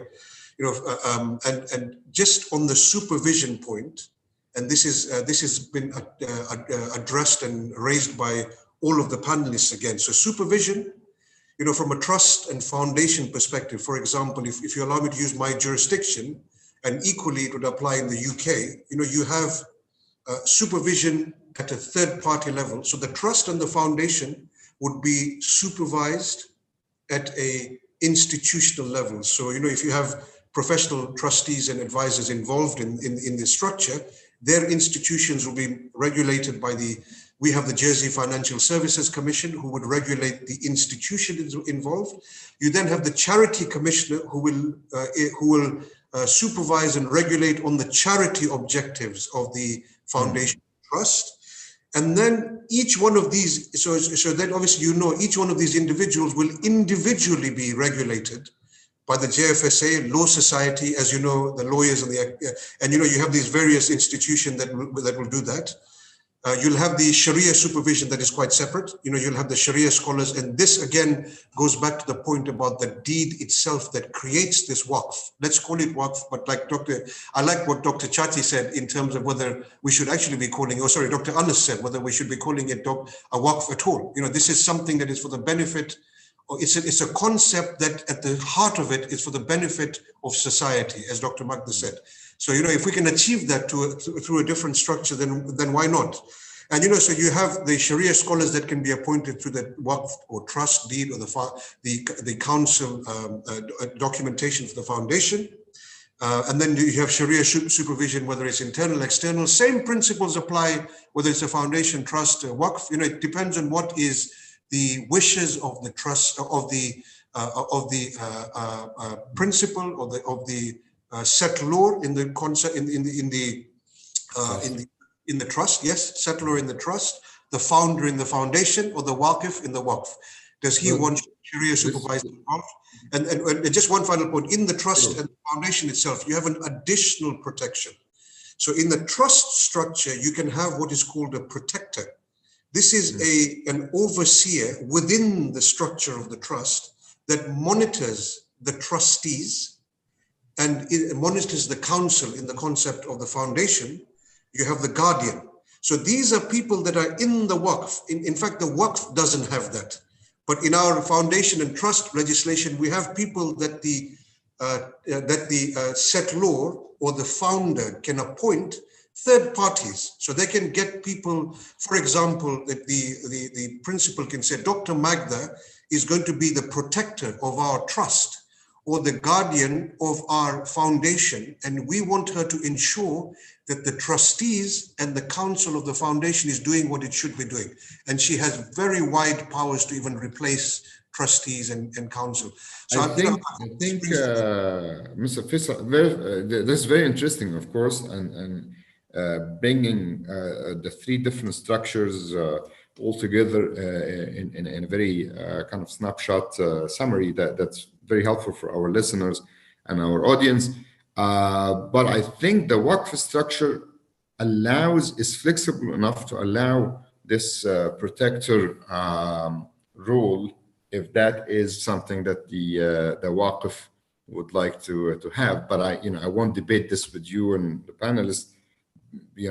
Probably we could hammer it in more detail at some point. Then, Dr. Walid, you have highlighted another similarity then between the concepts, right? If there is this flexibility within there is that, Yeah, so it just shows you that even though it may be called something different, actually doesn't mean it all boils down to the jurisdiction, because the structure is there, but how trustworthy is the jurisdiction?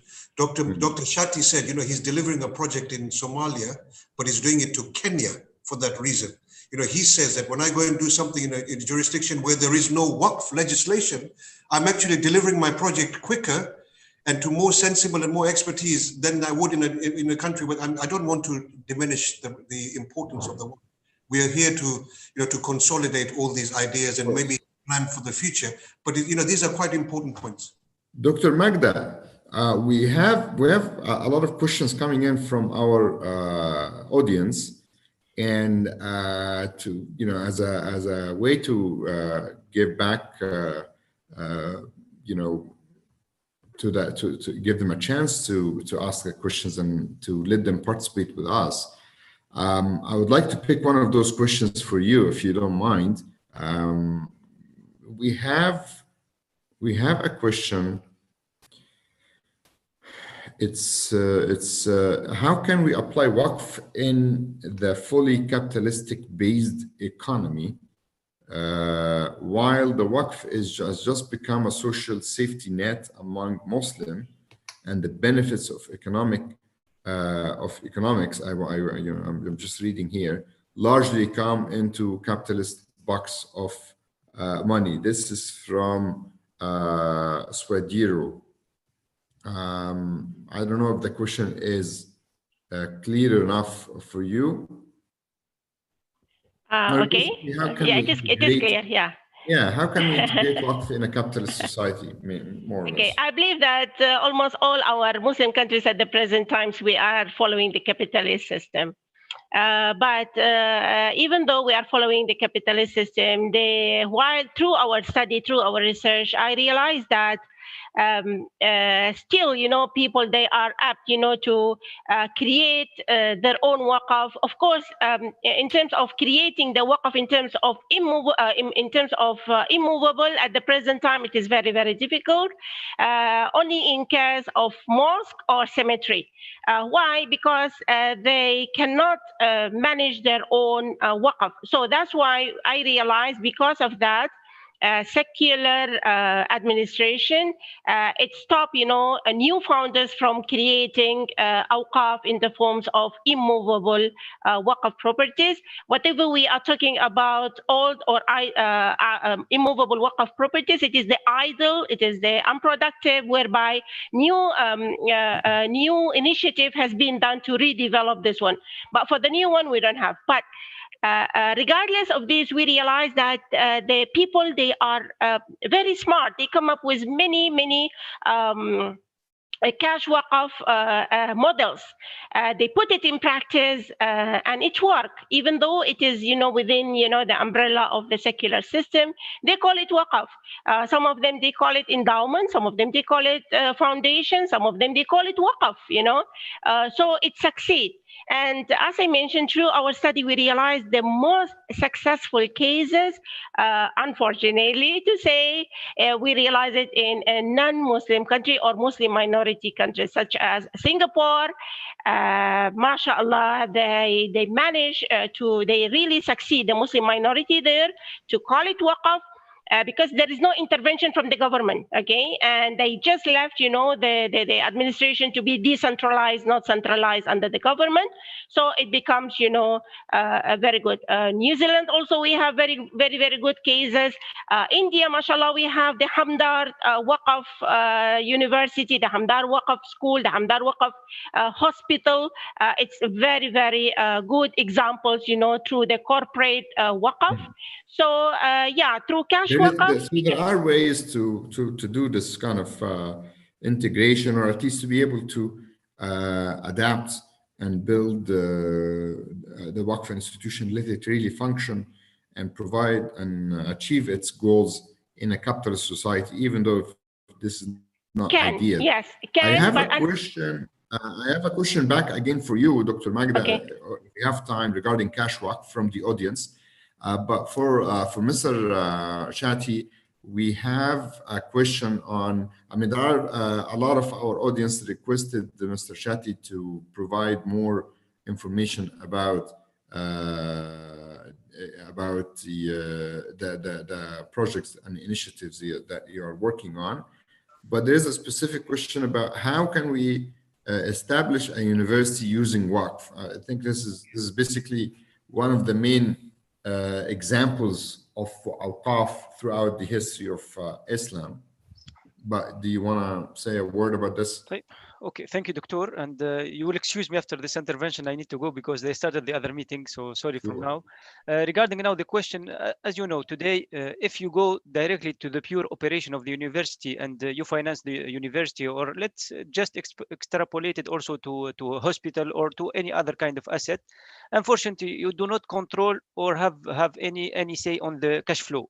So as a financier, you will find it very difficult for you to look into that project and to finance it. What we are trying to promote today as IDB or as APIF is, let's say we have a big land of let's say 1,000 not for a hospital, let's say 10,000 square meter. You can dedicate a portion of the land to the hospital itself, but you need to dedicate another portion of the land for income generating asset, whether building, mixed use kind of building, or maybe even some kind of. We are more and more working on the housing dormitories, and one of our biggest project, and I will go back to Mr. Faisal and Dr. Magda, is in US. It's more than $90 million project, and it's housing dormitories in the middle of Manhattan in New York. So again, it depends on how you want to see that model. I can give another example. We were approached by one of our member countries in CIS countries. I don't recall it if it was Uzbekistan or Kazakhstan, and the idea for them were they wanted to come to IDB to get a financing for developing the universities in the country. And you know, IDB provides a concessional loan. So when they started discussing the structure of the project, we came and we said, let's have a component, a Waqf component in this big scale project. Instead of dedicating 50 million for development of university, let's dedicate 30 or 40 million for the project itself. And let's keep 10 or 15 million to develop the Waqf project, so we can sustain the payment of salaries for the teachers, sustain the renovation of the assets. So you keep a portion as income generating to support the assets itself. So again, it's really on a case by case basis. Kind of mixing different purposes and exactly. It's always, Dr. Walid, about how you structure the deal from scratch. You cannot go only for the hard component of the project and later on think about the financial sustainability of the project. The financial sustainability, it should be the first and the most important thing that you look at when you look at any projects. But let me also divert a little bit to what Mr. Anas said. You know, today you cannot sustain the Waqf model only with the real estate component. We need also to go for innovation. We need to have this this idea or this mindset of looking what is best interest, because Waqf sector is very general and very wide, and you can go whether for real estate or something else. Today what we have done is we analyzed the big awqaf or endowment in the world. One of the biggest is Harvard endowment. We are talking about more than $40 billion as endowment, and when you look at their endowment or their assets, it's like 20% real estate and 80% diversified in different kind of sectors. So even at our level at IDB or APIF, we are really thankful about this model, and we want really to continue on the real estate model, but also try to explore other modes. You have to diversify. Exactly. It's like any investment. Exactly. And it's about the survival of the Waqf model. If we want to promote really this Waqf model, we need to be innovative. We need to provide solutions. It's not like one fit all. It should be on a case-by-case basis. In some countries, you will need really the real estate component, but in some other countries, you will need to look for other kind of assets to go for. For example, one of the innovative things that we are looking for today is to invest for beneficiaries in REITs, in the real estate investment funds, because you know there is liquidity. You can have the istibdal when you go from this asset to another asset as a Waqf, because Waqf is a perpetuity also. So definitely we need really, as practitioner in the sector today, to be innovative, to be open-minded, to look at the experience of others and try to customize it for our own, inshallah, sector. And definitely we are very hopeful that the market is huge, and we believe that there is now, as we say in Arabic, sahwa. People, they are coming back to the Waqf. They try to understand what is it and how we can incorporate it and how we can support even the budget of our member countries. Today, my solid argument when I go to a member country which does not include the Waqf law is, guys, let's sit together and see what this awqaf can bring to you. It's not about you giving something, it's more about what the Waqf sector can bring to you. So definitely we are all together, inshallah, in this journey, and definitely, inshallah, I'm very happy to be one of the speakers today.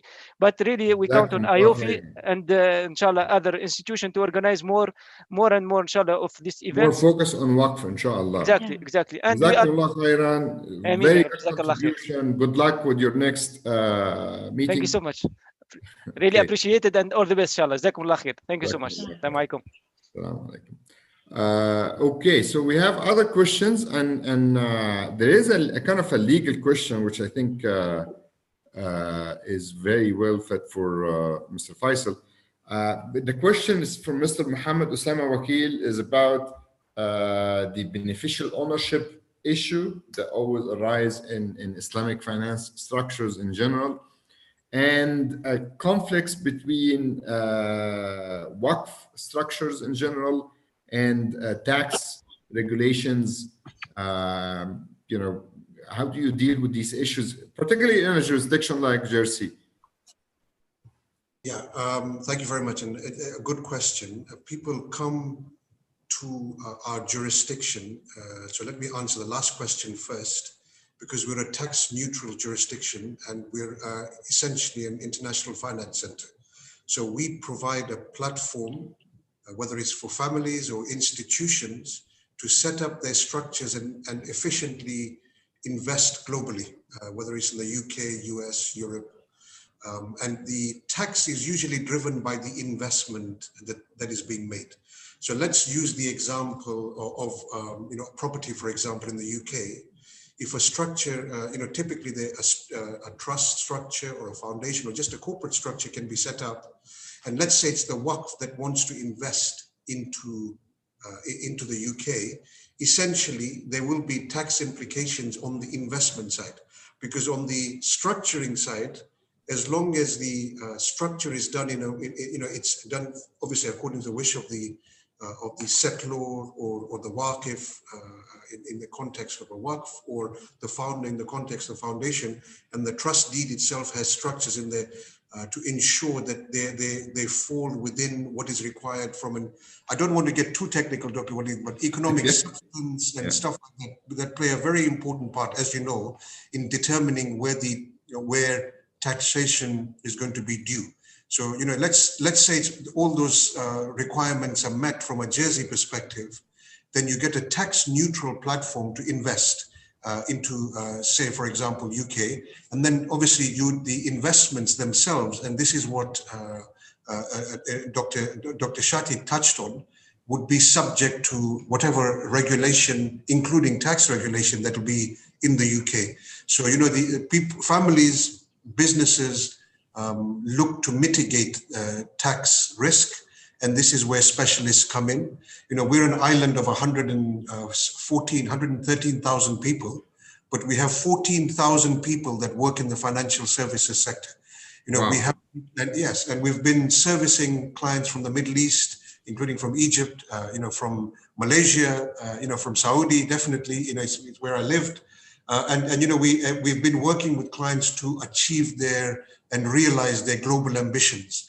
So I know I'm not answering the very specific questions, but the key point to remember is, from a Waqf trust foundation perspective, the formation documents need to be, you know, are critical. You need to have a very good legal firm, very good financial advisor, very good Sharia scholar that advises you to get that initial document right. The Waqif, the founder, the settlor, you know, needs to go. So, you know, for example, your firm, Dr. Walid, would sit down with the settlor or the Waqif, and they will take his wishes, but then put it into a document that is legally robust and tight. So all that leakage around that document, because that document is going to form the future of that institution, whether it's a trust, work, foundation.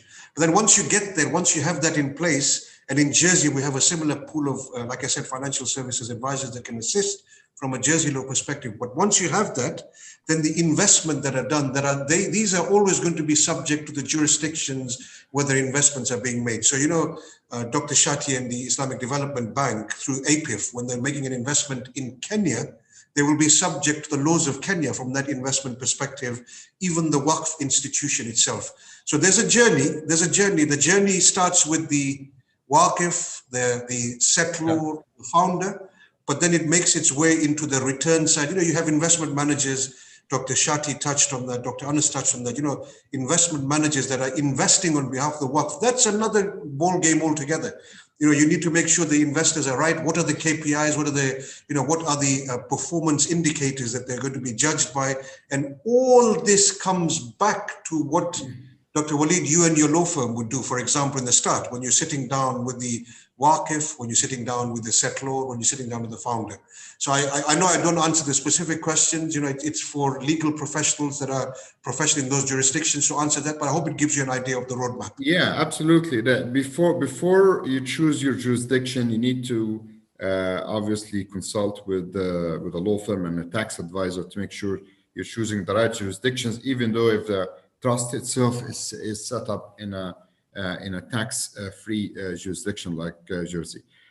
Thank you very much. I mean, you know, the problem I have right now is that we have reached the end of our time slot in today's program, and we have a lot of questions that I see, and I really myself would like to hear you answering those questions, but then we will be taking time from our next panel, something that would be unfair, and we really don't want to do that. So I would like to ask our audience to try to address those questions, or to send you those questions directly to you.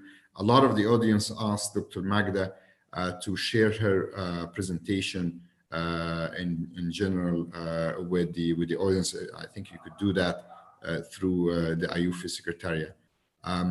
At the end, I really would like to thank you for your contribution today. It was very enlightening, and I really enjoyed it, and I hope our audience did so. جزاكم الله خيرا كثيرا والسلام عليكم ورحمة الله وبركاته. عليكم السلام ورحمة الله وبركاته. Salam. Thank you so much. Jazakumullah khair, Dr. Walid. I mean, it has been a pleasure listening to in the last 1.5 hours. You know, it has been a pleasure, and I definitely have benefited a lot from this discussions that was very comprehensive and covered many areas. Dr. Majda gave an excellent overview on the background of the work over the last hundreds of years, as well as the importance of distribution of wealth. Mr. Anas Al-Dawiyan gave an excellent overview of the work that AAOIFI is undertaking in terms of issuing its standards in 3 particular areas: governance, accounting, and Sharia. Dr. Chetty from IDB gave us an excellent perspective on the great work that Islamic Development Bank is doing in its member countries through Awqaf Properties and Investment Fund, which are also serving the SDGs. So it's basically killing 2 birds with 1 stone. Brother Faisal gave us a great perspective from an international jurisdiction perspective, and the importance of selecting the right jurisdiction, as well as sharing the commonalities that the work, the trust, and the foundation has. And no matter what you call it, it's the end purpose that is most important. And we hope that the session was enlightening for our attendees as well. And inshallah, we hope that through these sessions, the awareness is enhanced on this important topic, and we, in due time, with collective effort, achieve the purpose of this important asset class, and in helping in revitalizing the Islamic economic system. So Jazakumullah khair, Dr. Walid, Mr. Anas Al-Dawiyan, Dr. Majda Ismail, Mr. Faisal Banna, and Dr. Muhammad Al-Chetty.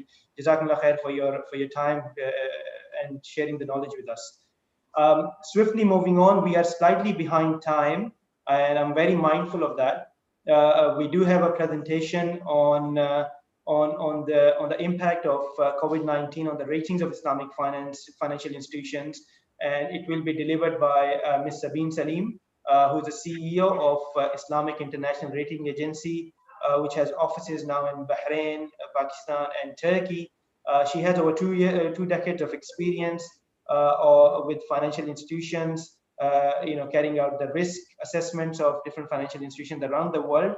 And IRA has most recently developed a rating methodology, a Sharia compliance and fiduciary rating based on a governance standard that was issued by AAOIFI, and they also rated financial institutions in Pakistan based on that. So without any further ado, let me just hand it over to Ms. Sabine Salim for her presentation, inshallah, on this important topic.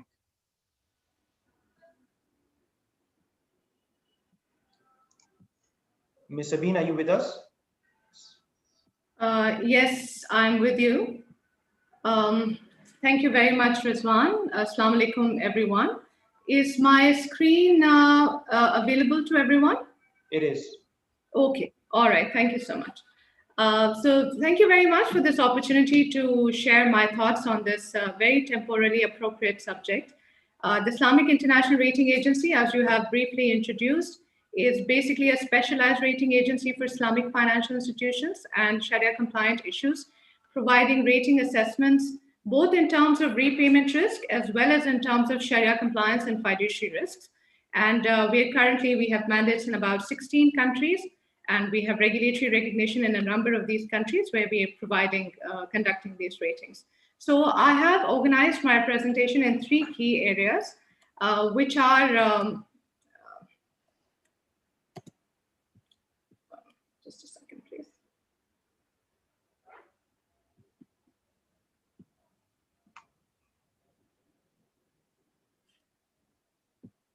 So the first is basically that I'm somehow not being able to run the slides. If you come out of slideshow, it should work. Okay, all right, so I think I will do that. All right, sorry about that.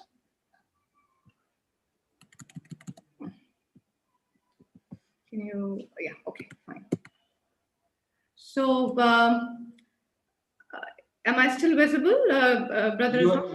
You're visible, but the slides are not.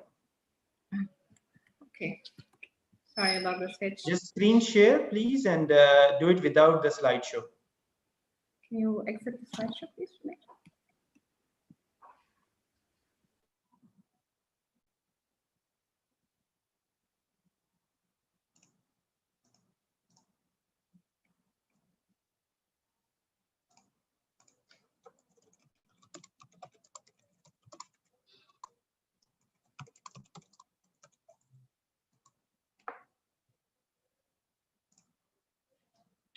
The slides are visible now.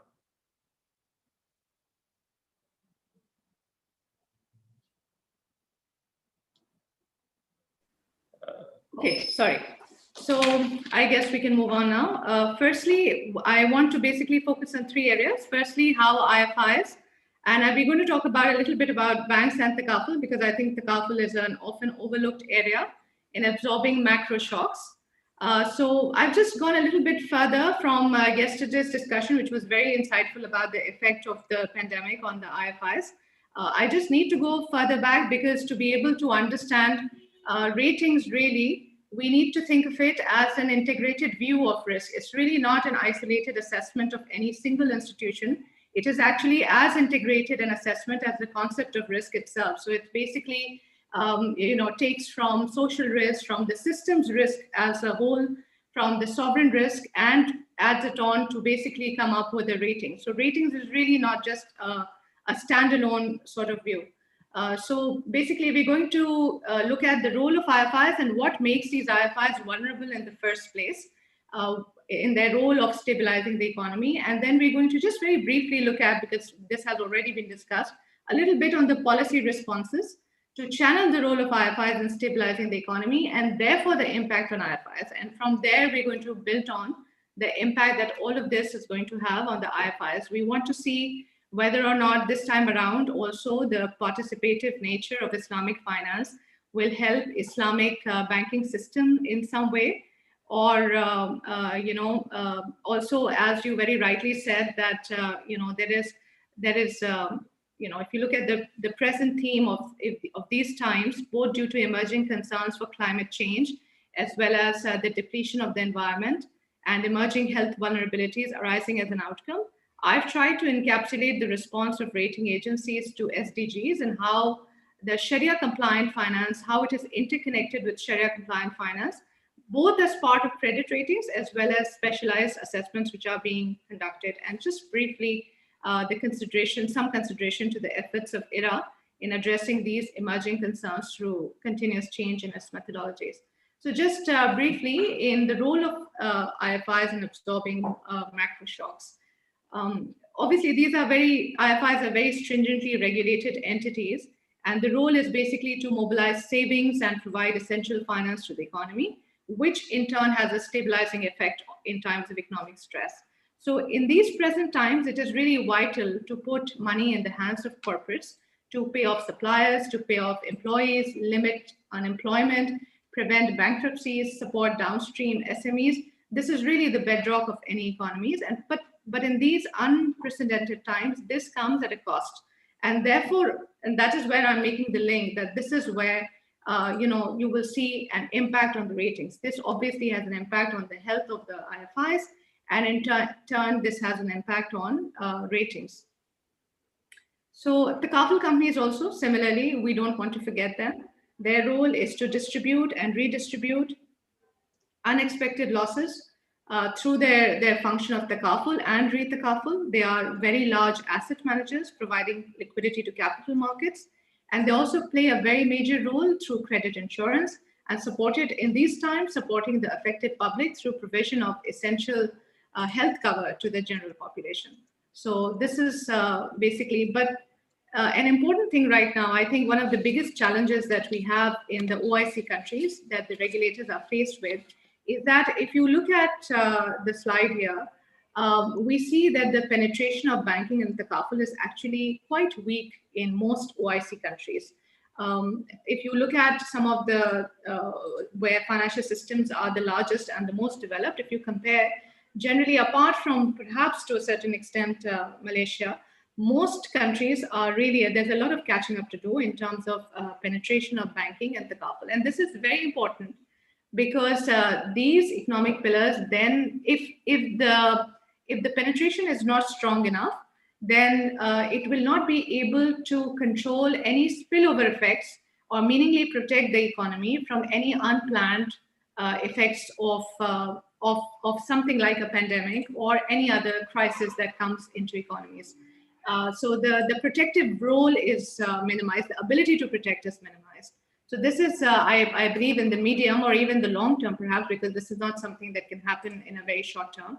This is something that is very important for OIC regulators, that the role and the coverage of insurance and the takaful and banking sector should be maximized to the extent possible for them to be really effectively play their role.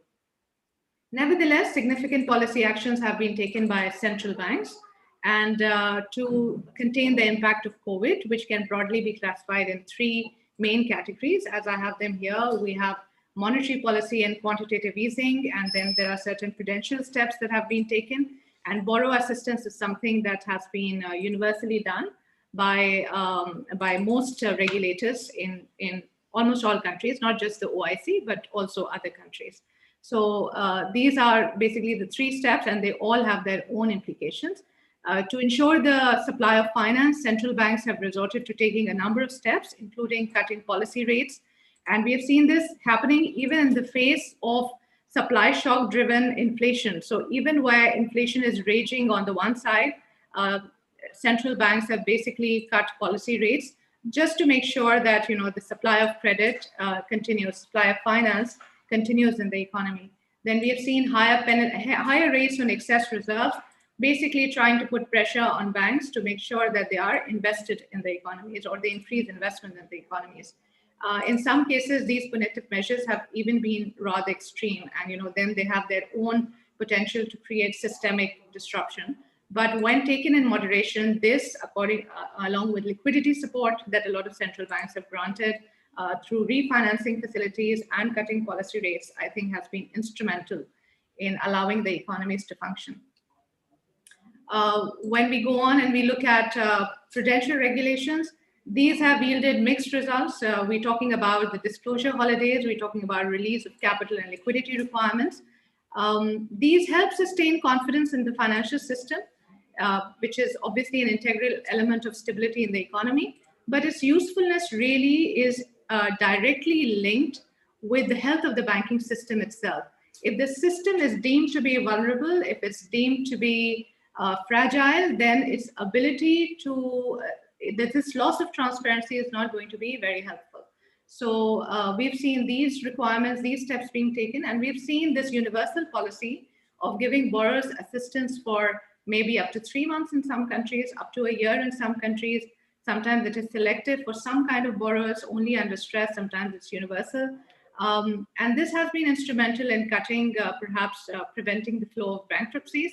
But obviously, this is what has come at a very significant hit to the bank's balance sheets. Then there have been credit guarantee schemes that have been given in certain countries, which have shifted the risk of banks onto sovereign level. Again, depends on how much fiscal space is available with sovereigns to deal with it. And I'm coming to all of these impacts, both on the economy and the financial system and the insurance system, because as I said earlier, everything is interconnected. So what's going to happen in terms of the impact on the banking sector is that the impact on the banking sector is going to vary from, from some banks to others, from weaker banks to stronger banks. It is also going to vary from one system to another in terms of, one banking system, wherever regulators have taken the step of increasing capital requirements. The institutions have already, gone through the painful period of adjusting to these requirements, and therefore, they are better equipped to deal with these issues. So here, I think these institutions are going to be better able to survive the crisis. We expect that capital generally is going to fall to very basic levels. Borderline capitalized banks will fall through, and therefore there is an urgent need of redeeming measures, such as maybe mergers, asset protection schemes. One thing that I really want to talk about is that we will see a shift in risk matrix, and this is where Islamic finance really comes in. I mean, when we talk about participative finance, we're really talking about what we are calling involved banking. And I think this is going to become increasingly important, because even on the conventional side, and this is something which is endemic to Islamic financial institutions, we're going to see, a better understanding and working together with counterparties and financiers to make sure that businesses really are robust. So it's not going to be a panacea for fundamental weaknesses in underwriting abilities, but it is going to be something that we will see more of, i.e., we will, I believe, see more of what we consider to be truly participative financing. So this is something that we hope to see more of also. And of course, this is something which is very basic in Islamic finance. And finally, where do ratings go from this? While some institutions will be fit to withstand the pressure, others will deplete buffers. There is risk distribution in the system, which means that risk will pass on from banks to sovereigns, from corporates to banks. And also the arrows are two-way to show that everything is interconnected. Pressure on the sovereign again translates into pressure on the banks and on ratings at both institution level as well as at sovereign level.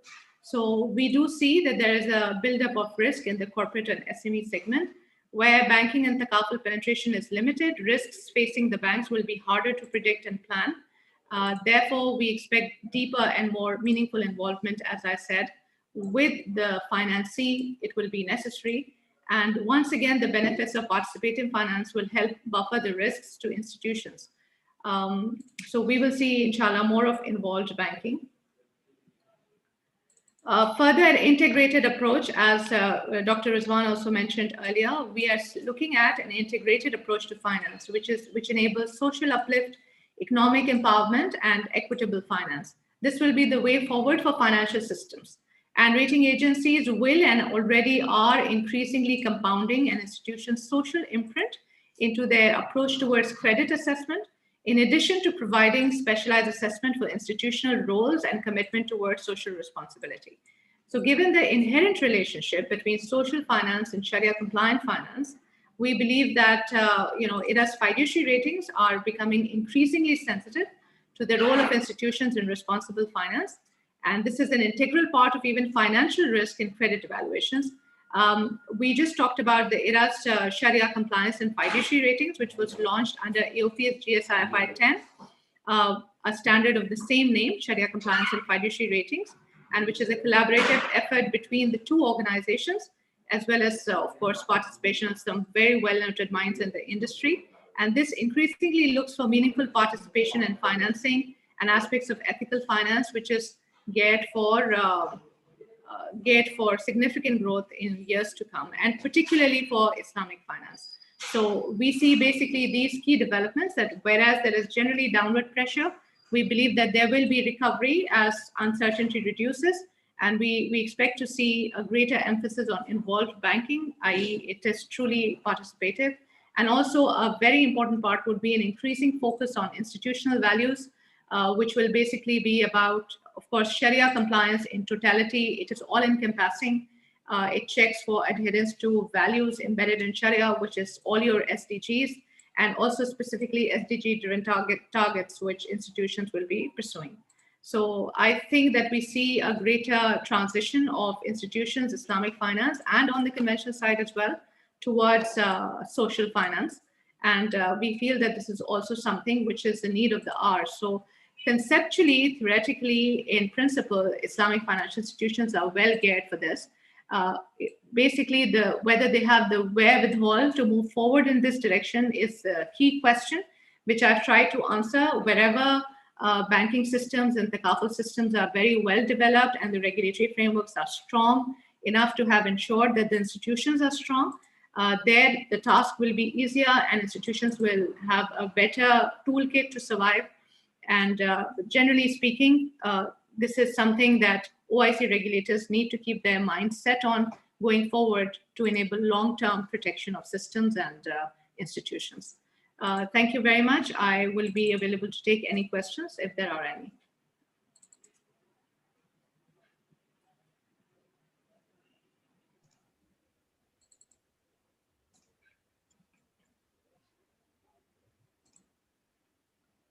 Thank you very much, Ms. Sabine. Thank you very much for an insightful presentations. We have received, I don't see questions, but there are comments and there are requests for your presentations and slides.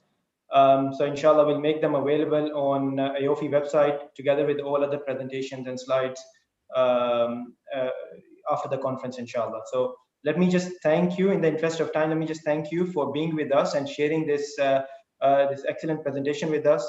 You know, I'm sure the whole audience, the global audience has benefited from it. We are pressing for time. We have to swiftly move on. But before we do that, we have to take a 5 minutes break. So inshallah, we'll join back and start the next session swiftly in about 5 minutes. Thank you very much.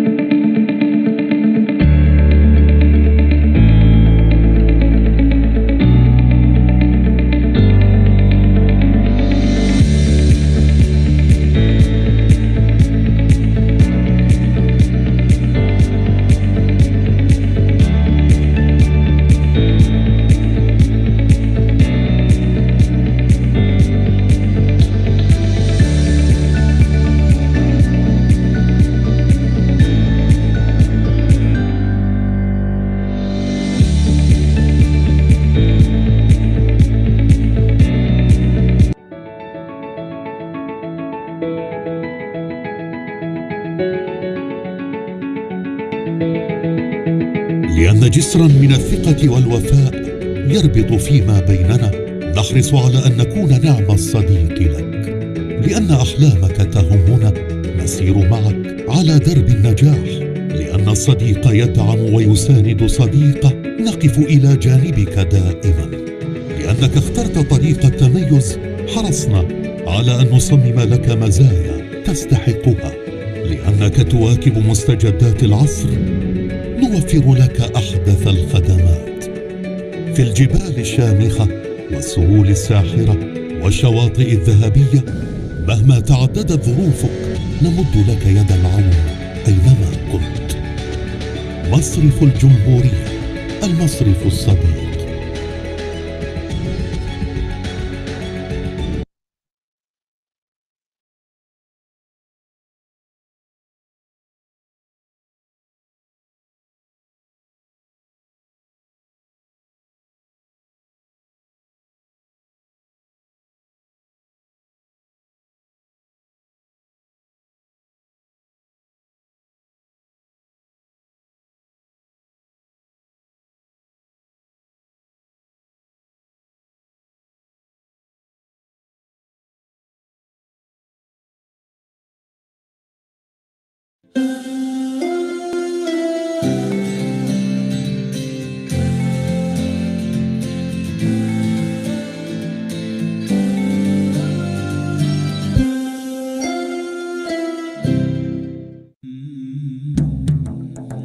Before doing comes consideration. A sure path towards a lasting prosperity. Life can be lived more confidently when intentions and values align. We're bringing back the values of openness, clarity, and ethical conduct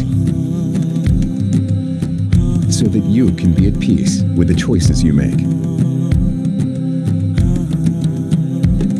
We have looked at every link in the chain, from the way your money is handled to how services are offered. Made smart, kept simple. Because the real innovation started with the values gifted to us over 14 centuries ago. Bank Nizwa. Smart banking solutions for everyone. Headquarters in London. I'm Stella Cox, Group Managing Director. This year we're proud to be members of AAOIFI. بسم الله والصلاة والسلام على رسول الله. الإخوة الأفاضل، السلام عليكم ورحمة الله وبركاته. يسرني أن أقدم لكم مجموعة دي كاب التي تعمل في أسواق البيع المالية بالجملة، وتقدم خدمات الوساطة للمؤسسات المالية التي تلتزم بقواعد الممارسات المالية الإسلامية الشرعية وغيرها من القواعد المسؤولة.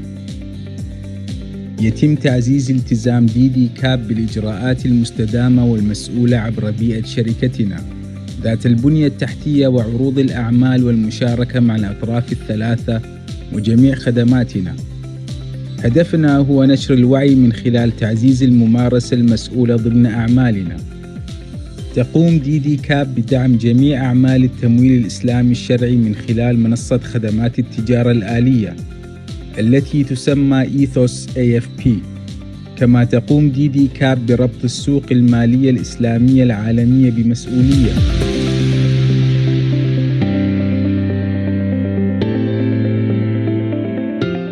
في النصف الأول من هذا العام ساعدت الأموال الواردة لصندوق الزكاة اللاجئين في دعم أكثر من 1,800,000 من المستفيدين.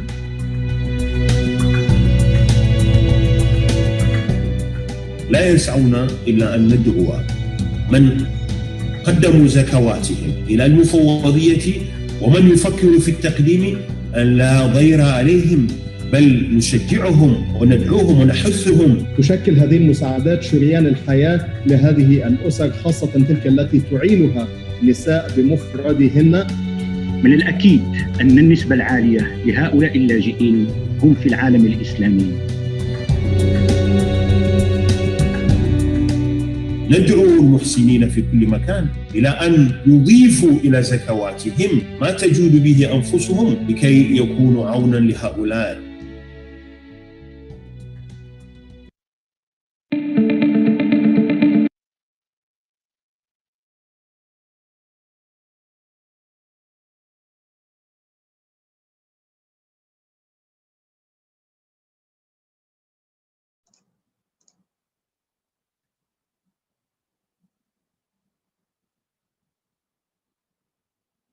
Bismillahir Rahmanir Rahim. Welcome back to the last session of the two-day conference. It's an equally important session on a very important topic, which is relationship between SDGs and Maqasid al-Sharia and their role in Islamic finance.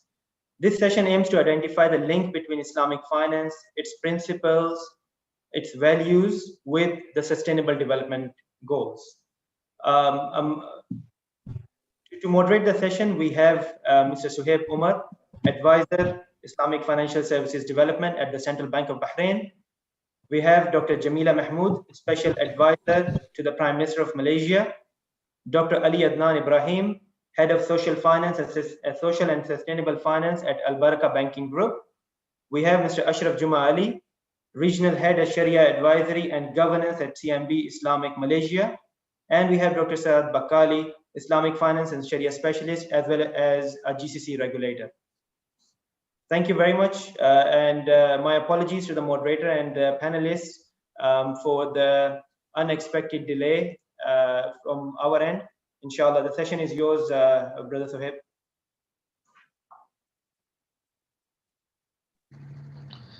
Rizwan, I cannot open the video.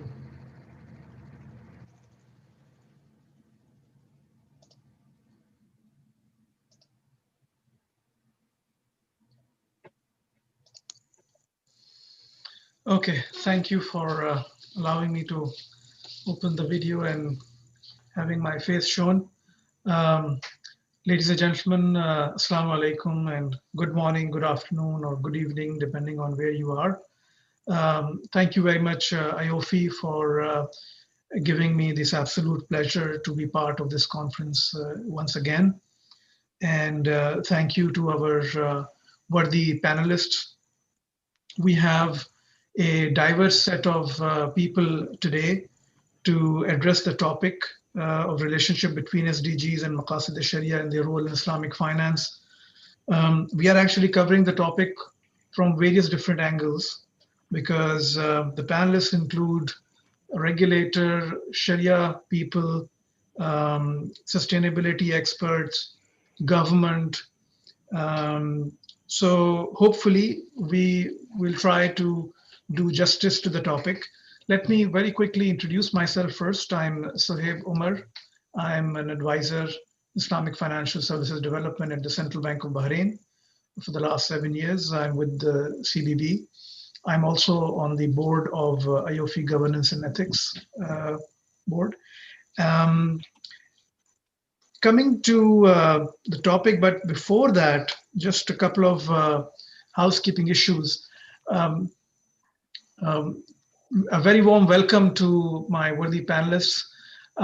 May I request you all to kindly keep your responses short, up to 3 to 4 minutes each, please, because as I have experienced, and I'm sure you have as well, people get bored easily on these virtual conferences and stop paying attention. So we want to retain their attention throughout.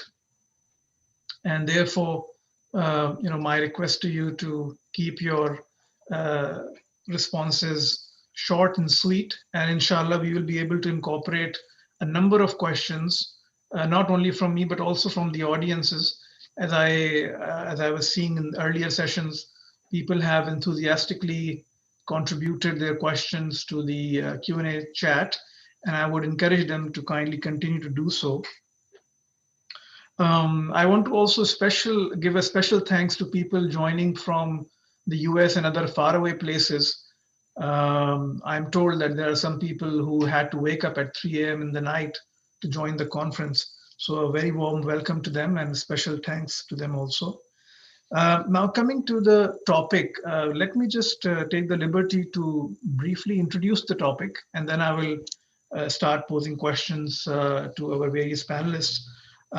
We all know that the Maqasid al-Sharia are generally believed to be basically the protection and preservation of faith, life, property, progeny, and intellect.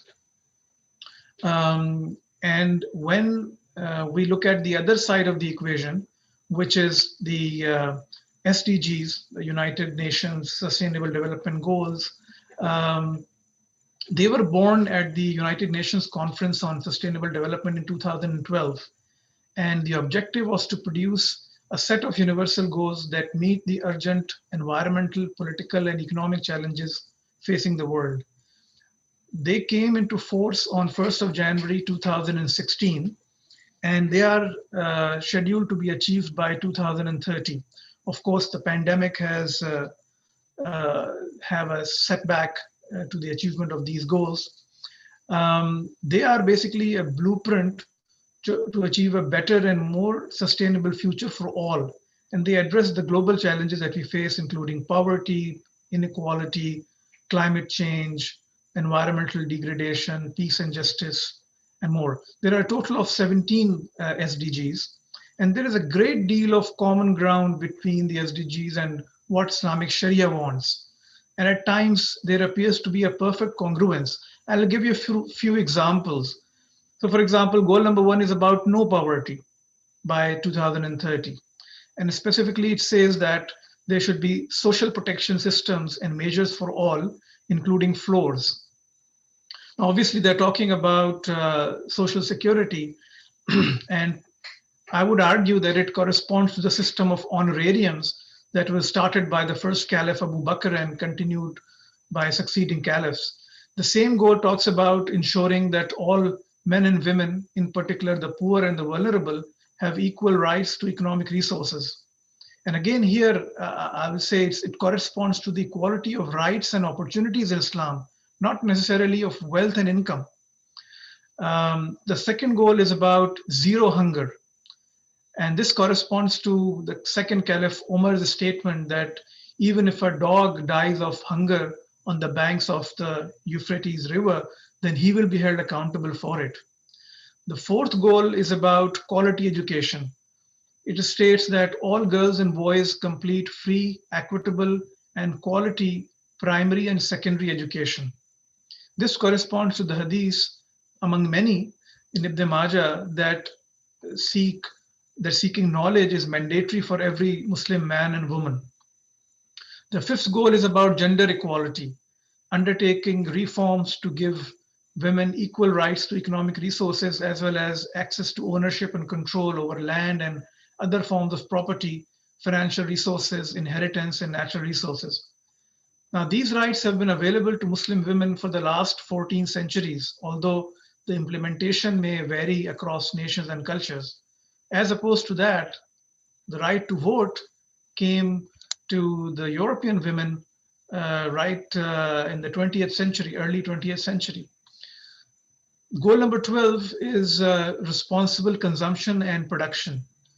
It talks about halving per capita global food waste at the retail and consumer level. This reminds me of a hadith in which the Prophet ﷺ has forbidden wasting water even if you are at a running stream. The 16th goal talks about peace, justice, and strong institutions. It says, ensure responsive, inclusive, participatory, and representative decision-making at all levels. It corresponds to the Quranic instruction of Amruhum Shura Bainahum.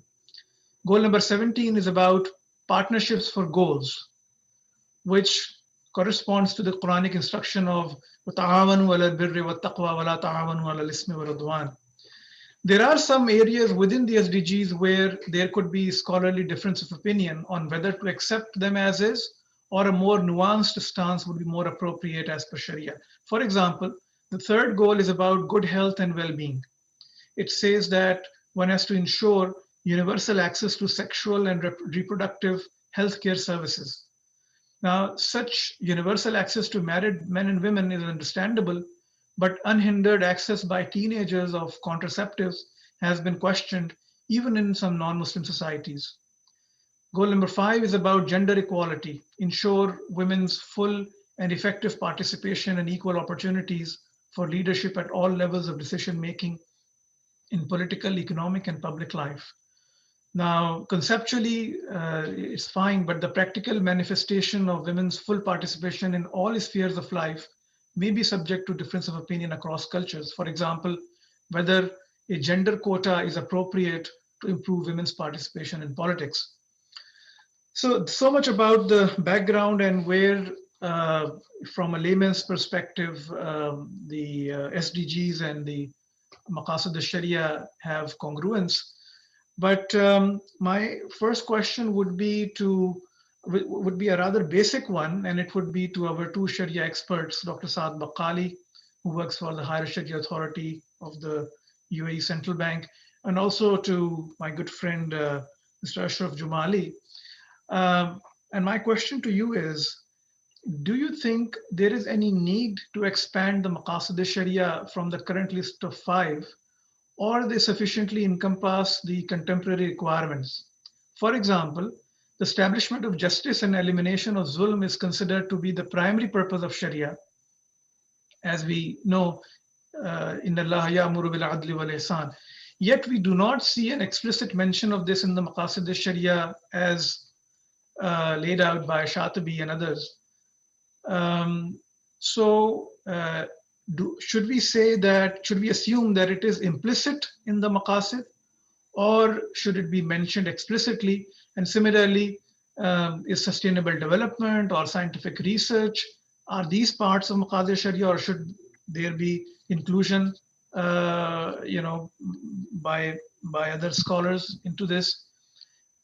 And a practical manifestation of this elimination of zulm and establishment of justice could be when Sharia scholars are approving products. Some products may well be not doing anything to establish justice, may well even be, it can be argued, they may well be helping to perpetuate zulm in the society. So why is it that we don't see any guidance from Maqasid al-Sharia into this aspect, and should we think about expanding the Maqasid? Dr. Saad, first you, and then I'll request Mr. Ashraf Jumali. All right. Bismillah ar-Rahman ar-Rahim. Alhamdulillah wa salatu wa salam ala Rasulillah. Thank you, Mr. Chair, Brother Suhaib, for the introductory remark and for the wonderful question. And thank you, AAOIFI, for organizing this conference, and many thanks to the other panelists for having been here today. To your question, let me start with saying that Maqasid Sharia, simplified, being the objective that Sharia giver is Allah subhanahu wa ta'ala integrated through the rules and principles of Sharia. It's a big deal to say that this is objective, or that is an objective intended by Allah subhanahu wa ta'ala. So it's not an easy thing to mark a particular objective as part of Maqasid Sharia. That is why Sharia scholars who champion the word of Maqasid stressed out the need for a thorough and detailed deductive approach or deductive methodology known as istiqra', in order to determine a given objective as a Sharia objective. Maqasid Sharia that we have today are actually a result of that thorough methodology. Another important note in this regard is that the proper application of Maqasid Sharia, in order for it to be applied within the frame of Usul al-Fiqh, and not to be standalone, not to be an evidence itself or a tool itself for determining a rule. This is because it should not go against the rule themselves, because we have established this Maqasid Sharia by deductive approach, reading through the rules that Allah subhanahu wa ta'ala has given, and from there we identified those Maqasid. So in order for us to say this is a maqsid or this is an objective of Sharia, we have to really do this methodology thoroughly and in a very accurate manner. But what does Maqasid Sharia actually provide us with? Far from nullifying the Maqasid itself, far from nullifying the Sharia rules, or رجوع على أصل الحكم بالإبطال as known in Usul al-Fiqh, is the methodology of prioritizing. Maqasid Sharia, in my opinion, is comprehensive enough and they include all what humanity wants to achieve. But what is missing, in my opinion, is the following. First, unleashing the Sharia rules to play freely without playing around them, without playing with the risk-sharing elements of the rules of Sharia itself. This is because Allah subhanahu wa ta'ala stored the objectives and the well-being of humanity in the rules themselves. So if we play around with them, if we modify them, then the objective may not be recognized and may not be achieved. And we need to believe once again that these rules and live them, we have to believe again in these rules, and we have lived them to show the beauty of Sharia with the minimum interference from our side. Second point, for us to recognize and to activate the Maqasid Sharia in the field of Islamic banking and also in relation to SDGs, to prioritize the issues that we face. And we want to work around Maqasid Sharia to allow us to prioritize these issues. I believe that SDGs are a framework that provide us with elements and issues that are highlighted for us, and we just need to use Maqasid Sharia in order to prioritize. This Maqasid Sharia, of course, you have mentioned the 5 elements, main elements, or the main thing that is protected and looked after by the Sharia, which is Deen and Nafsi, etc. But also Maqasid Sharia is arranged through daruriyat, hajiyat, and tahsiniyat, and each one is serving the other one, and it provides us with that framework of how to prioritize our issues. Is it this issue is missing or touching upon the daruriyat level, or touching upon the hajiyat level, and or the tahsiniyat level? And if it was even for tahsiniyat, which is the lower level of maqasid, is it necessary for the haji to function well? Then we have to look after it. So that methodology is missing from today fatwa, from today work, and we have actually to activate that. The last one, which answered the second part of your question, that is Maqasid Sharia need to be put in context, translating them to address the contemporary issues. Researchers should be up to the mark to discuss in depth what are the priorities and what is the level of importance of the contemporary issues. Economic growth, scientific research, and others are actually means to achieve Maqasid Sharia, but they are not the objectives themselves. They should not affect the rules of Sharia nor Maqasid Sharia. And actually we have to be very careful in the integration, not to go after some contemporary issues and foregoing the Sharia rules themselves. So in a nutshell, my proposition in here is actually we have to make the rules of Sharia played freely. For example, risk sharing elements in the financial sector should be activated, should be enabled. And with that, the other objective like justice, equity, equality, I think will be a natural result of such enablements. Thank you, Brother Saad, for a detailed and a comprehensive answer. Brother Ashraf, the same question to you, and let me add a little bit of spice to it. Why do we not see any Sharia board saying no to a product on account of the notion that it creates a disbalance between the two parties, the bank and the customer? The balance of power is disturbed because of this product, and therefore we are not allowing it. Why do we not see such a reason for rejection ever? Okay, Bismillah, alhamdulillah, wassalatu wassalamu ala rasulillah.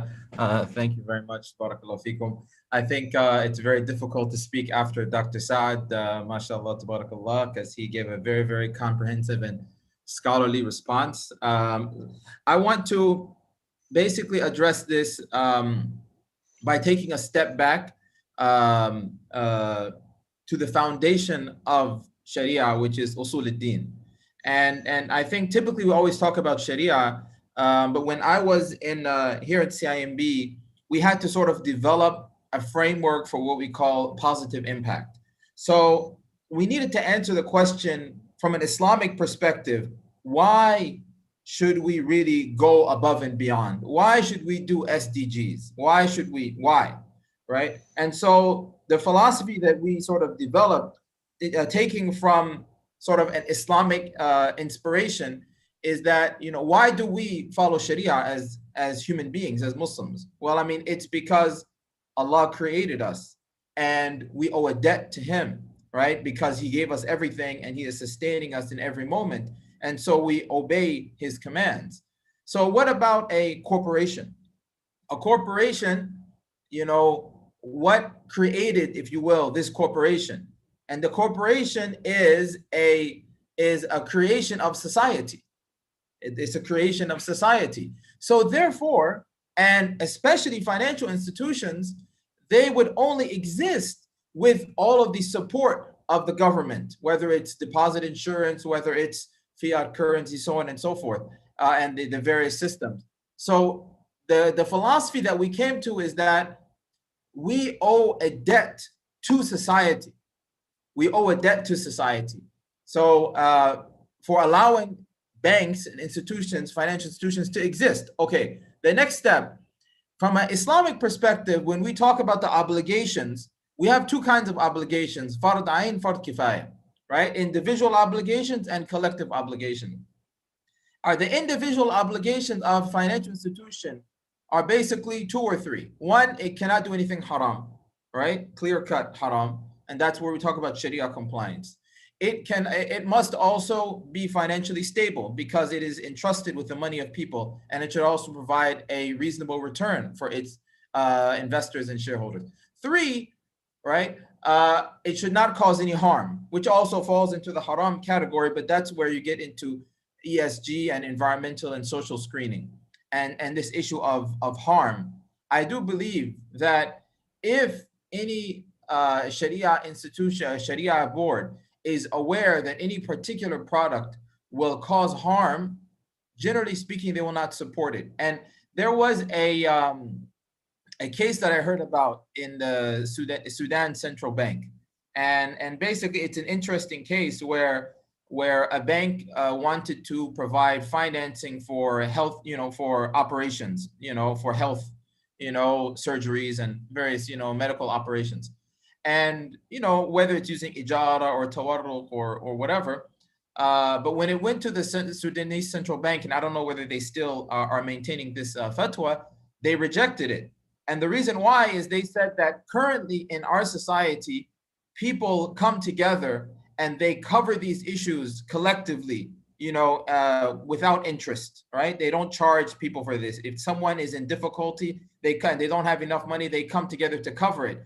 If we make this a commercial thing for banks to start financing this, then that may crowd out that positive, social cohesion that's happening and cause more harm. So I think that's an interesting example of what happened in Sudan that was shared with me by one of the Sudanese regulators. Now, so that's about the Fard Ayn area. The other part is Fard Kifaya, and I just want to make this point, and then Fard Kifaya is the way we look at Fard Kifaya of a financial institution is what are the areas that are necessary for people to live and survive, necessary and essential. And this goes back to the hajiyat and daruriyat. And I think that's something very important, that the government itself is saying, hey guys, I can't do this alone. I need the private sector to come in and hold my hand and help. Those areas, if the Islamic banks don't step up, right, then the government will fail to provide those needs and necessities. So we are all sinful. And that's the framework of Fard Kifaya. And so that would become the framework for our positive impact. And we take the SDGs as a tool to help us to see where the needs and necessities are. And then the government comes in and says, these are our priorities in our countries. These are our targets. And this is where we need the private sector to come in, right? And then we look at are there business opportunities? So wherever there is a confluence between the needs of society and the government is saying that we want the private sector, we need the private sector's help to fulfill this need, and there's also a business opportunity there, we see it as a fard kifaya for us to come in and try to help in those areas. So hopefully that answered your question, Suhaib. Yes, I will come back to it, some aspects of it later on. But thank you for a cogent answer. Now, I will go to Dr. Ali Adnan Ibrahim, who's the head of social and sustainable finance at Al Baraka Banking Group and a sustainability expert. And I would ask him, Dr. Ali, how do you see the link between the SDGs and Maqasid al-Sharia? And do you see Islamic banks coming closer to following Maqasid al-Sharia through the SDGs? Bismillah ar-Rahman ar-Rahim. Sallallahu alayhi wa Sayyidina Muhammad wa ala alihi sahbihi ajma'in. Thank you so much, Brother Suhaib, and great thanks to AAOIFI for organizing this wonderful annual event and with amazing content. And I think the timing of this panel is really very nicely done, because it seems to be culminating into this discussion after the first panel of Mr. Khalid Hamad, and where we heard Dr. Ali and also Mr. Abdul Mohsin really emphasizing on realigning the value base and looking at what needs to be changed and how it needs to be changed for the next 40 years. And then I think this morning we had a great discussion about social finance, the tools of Waqf and others. And I think Maqasid al-Sharia, as our fellow Dr. Saad and Mr. Ashraf has very ably clarified some of the issues on what they entail. So, and I think I also thank you for providing a larger context of our discussion, why we are discussing this. And I think I would just add a little bit of more context to what you already mentioned, and I don't really need to add, just for the sake of it, just to bring it to what Mr. Ashraf mentioned, the context of corporations. Although we don't really have an issue of corporations to be a mukallaf or not, but I think even if they are made mukallaf by a legal necessity, the important thing is that how do we create a lens to look at the things from the corporate perspective. So if you just allow me, the larger context is, what are the SDGs? So SDGs are the articulation of a value-based expression from 196 countries. They came together to develop a common ground to achieve how the human civilization can face and fight the most pressing issues in this world. So that value-based system is still very high level, came down to 17 goals, as you mentioned, and also how those goals will be achieved, 169 targets under that, how the targets would be indicated, 231 basically indicators within that. So all of that is the articulation of the values that 196 countries came down to discuss. And now, based on that, each country is taking this framework home and seeing how they are going to implement it by 2030, as you mentioned. And the same thing happened, how each corporation, each financial institution is going to make a value proposition, develop a value proposition beneath that, in line with the government, in line with their respective country, and in line with the global momentum. So one more thing was added immediately after the SDGs was the Paris Agreement. It was, long-standing that how this planet is becoming warmer and what are the responsibilities, and the international community, the most of it, they agreed to reduce the carbon emissions before 2050.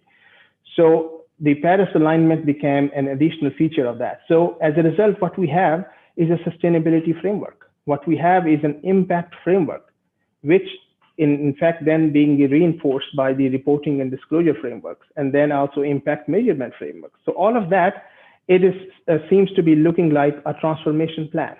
Now let's go back to the other part of the maqasid in the context.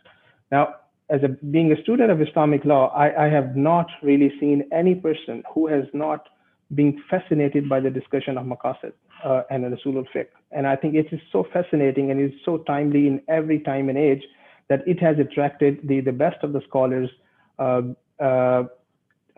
trying to address this from the issues that which are facing the society in every time. So if you look at from a layman's perspective of being a student, very respectfully, I would say it seems like an articulation of a vision and the impact that Sharia should have in the society. It's still very high level. This cannot change. And this looks like a very universal truth. But how it will come down to the ground level, what would need to happen? And then at the same time, at the broader level, it looks like it represents the ethical and the value-based ideals of Sharia. And at the same time, it also looks like a very comprehensive articulation of the alignment of Sharia and the impact. And now going further down, what it seems to be missing is only one thing. Where is the transformation plan?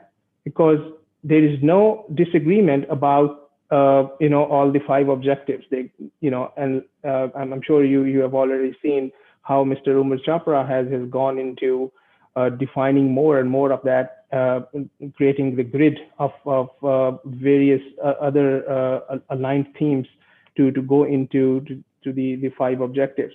At the same time, there's a recent paper, I think from last year, that basically looked at various Islamic finance institutions based on the maqasid al-Sharia. That's really path-breaking. That is groundbreaking development, and how we look at the financial institutions in terms of the impact and with the lens of maqasid al-Sharia. And I think that is exactly the kind of innovation that was needed in the market, and we are going towards that.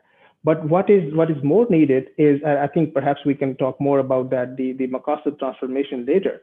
But I think the important point that I wanted to make earlier on was the corporate structure, because the corporations, they are not bound by the vision of their own charter unless it is part of their articles and memorandum.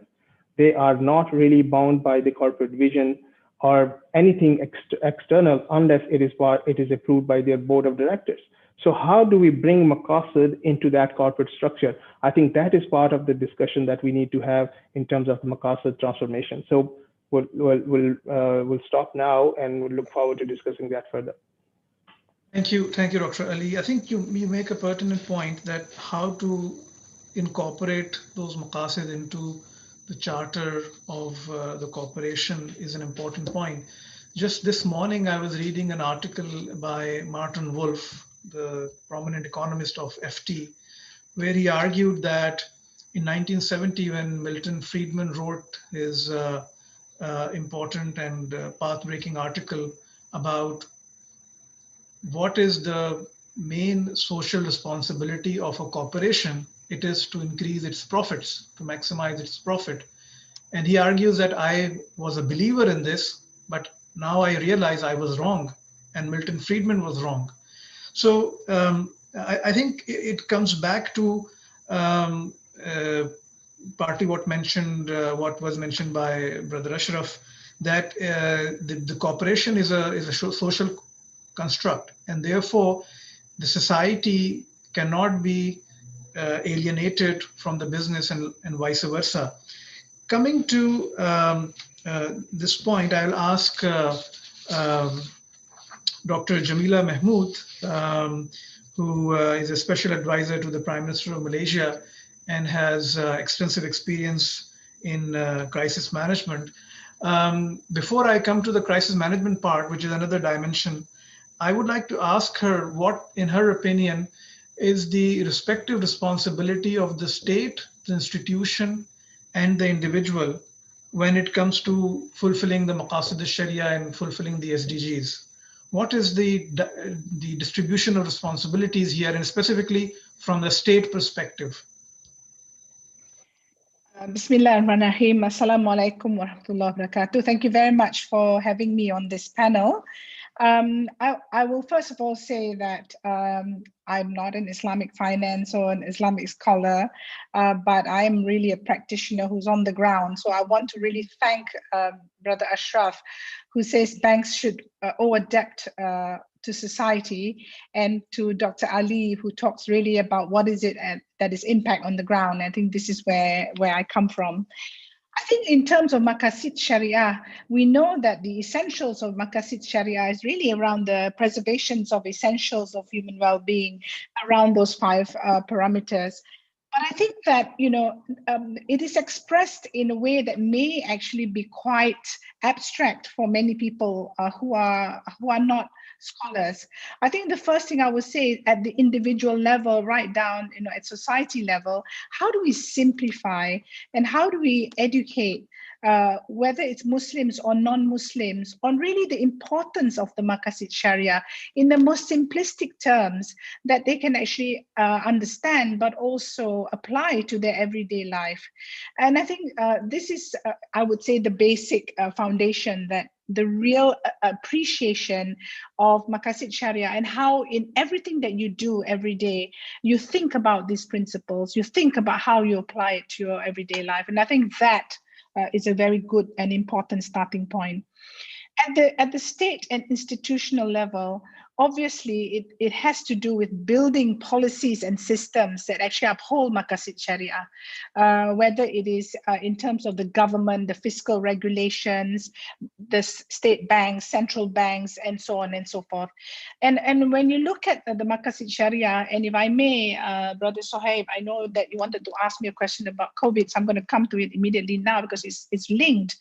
If we look at, for example, the situation we're in now globally with a pandemic, this didn't arise out of the blue. This is not a surprise to many people who have been working in this in the field of crisis management. It happened because mankind has not understood the importance of balance. Mankind has not understood that, to be a good human citizen of on this earth, you need to be a good citizen to your fellow human beings and to your planet. And as a result, there are a lot of destruction that we've created, whether it is greenhouse gas emissions, whether it's environmental degradation, has really tipped us over our planetary health boundaries and really tipped us into a point where the relationship between man and animals, for example, has been disrupted. And so, therefore, we have released and unleashed zoonotic diseases, and we will see many more diseases like this. And I say this is Maqasid Sharia because this is really about preservation of life. We're understanding that our life is really an equilibrium that must be maintained between everything that is around us as well. So coming back to the role of state, I will cite, for example, in my country, there has been a good study by the Responsible Finance Institute Foundation, where it has looked at, for example, the greenhouse gas emissions, whether direct or indirect, from the financial sector in Malaysia.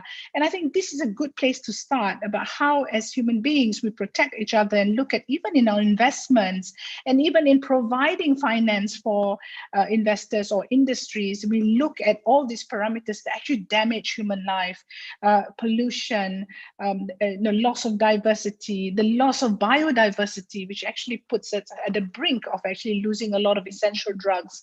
So I think, I would like to say that, how do we bring this all together in a narrative that is compelling, that is easily understood, that really boils down essentially to every human being being held equally responsible for the other being's well-being. So I think, creating that interconnectedness of not just humans, but also humans with their surrounding. And I think policy setting is going to be extremely essential. We have a tremendous opportunity with COVID-19 now. Leadership is very, very important. And after that, it's about building the systems and the building blocks that actually bring you from policy right down to practice and right down to that person who the banks owe a debt to. Thank you, Dr. Shamila. I will come to the crisis management and the Maqasid al-Sharia part, but let me just take a question from the audience. We have a question here to all the panelists, but I will appreciate if one volunteers on behalf of others. We see that UN publishes any reports, guidelines for countries and regions on SDGs, which mention roadmap, guidelines and targets for different countries and for different time frames. What would be the ideal way to produce such reports integrating SDGs and Maqasid al-Sharia for different countries? So I guess who should do that is the question. Anybody, Dr. Ali? Yeah, thank you. I think this is exactly what I was looking to submit as the Maqasid transformation. So each country must look at their most critical needs and where are their weaknesses in their development, in their growth paradigm, in their economic progress, in their happiness index, in their human development index.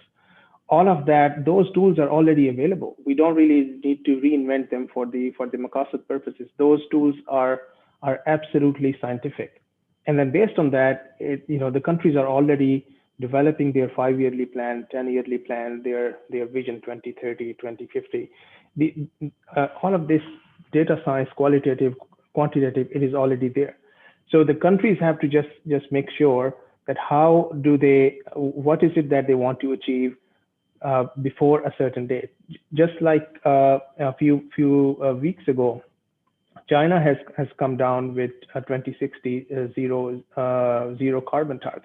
So how did they come about that? Because they have seen how much waste they are creating, how much hydrocarbons they are using, and how much it will take. And then they work backwards towards see how are we going to achieve the net zero.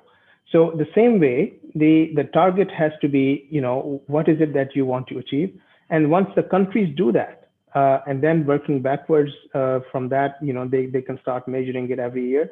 The same thing is then be done by the financial institutions, by the corporations. What is it that they want to create? Now, if you look at the European Union, their net zero targets by 2050. Now, all the corporates and the financial institutions are trying to align with that. Once they are trying to align with that, the central banks are also trying to align with that, how they monitor that, how they incentivize that. And I think it's all culminates into the same the policy objective that the countries have given. So and I think bringing this discussion to Maqasid, we really need to see what is it that next 10 years each country, let's say Bahrain, see what are the Maqasid. How Maqasid would be satisfied for the next 10 years.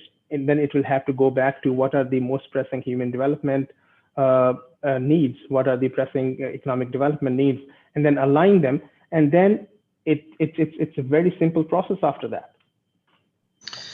Thank you. And that, that's a good way to put it. But unfortunately, except for Dr. Jamila, who may have considerable influence on the Prime Minister of Malaysia, none of us has any influence over how our governments do things. So while that is out of our control, within the central banks, within the regulators, regulatory bodies, and within the institutions that we belong to, what do you see as the main focus should be, and what incentives would you want from the regulators, from central banks, to be given to the institutions, to the financial institutions, to do what you just said, to progress towards Maqasid al-Sharia and towards fulfilling the SDGs? Can I comment on that question? Is that question for Dr. Ali? Yes, please, both you and Dr. Ali, but starting with Dr. Ali. Okay. Oh, sure. Thank you.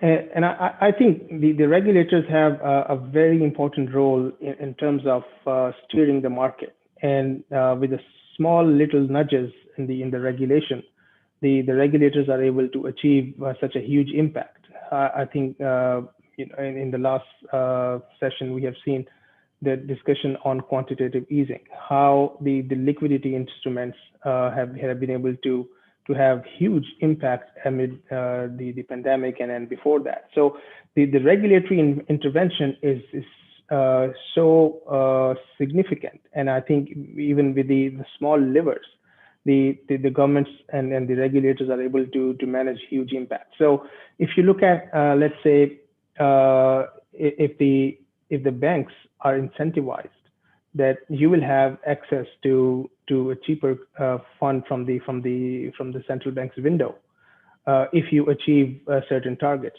So why would banks not try to achieve that?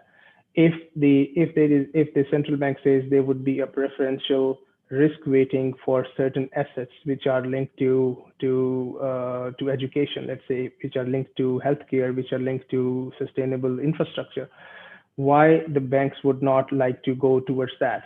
And also at the same time, if certain preferable asset classes would have preferential treatment or a preferential impact on the capital adequacy ratios, on the CAR ratios, why the banks would not go that way. So I think the central bank, and this is the carrot part, but at the same time, the stick part is also with the regulators, and knowing what are the mafsada, what are the negative assets that you don't want the banks or financial institutions to go to.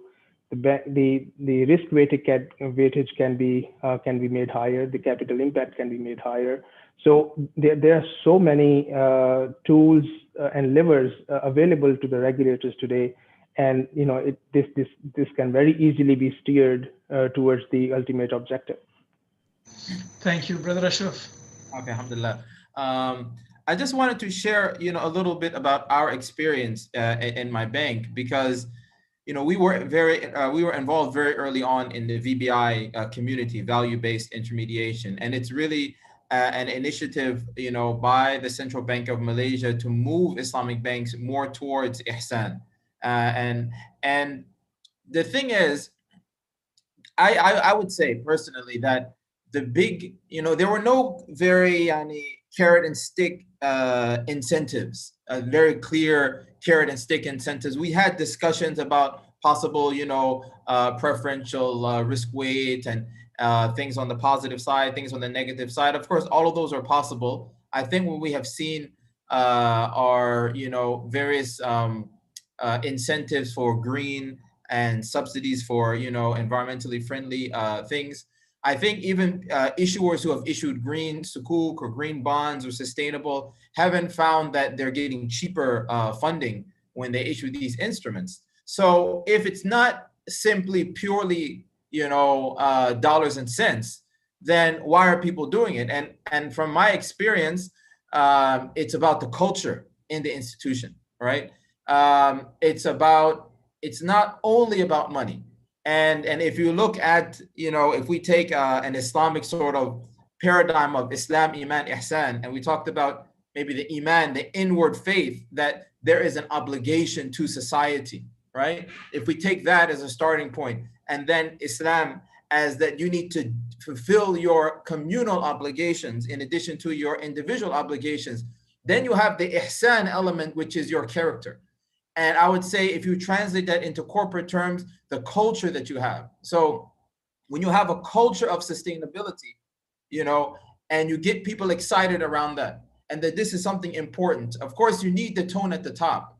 But I mean, like for us, when we developed our positive impact framework and then we had certain targets, certain areas that we need to focus on, we got the people together, wholesale banking, retail, corporate, so on and so forth, and said, what can we do in these areas? And so now we have to start thinking. We've identified that these are areas that there's a confluence between the needs of society, the government focus, and a business opportunity.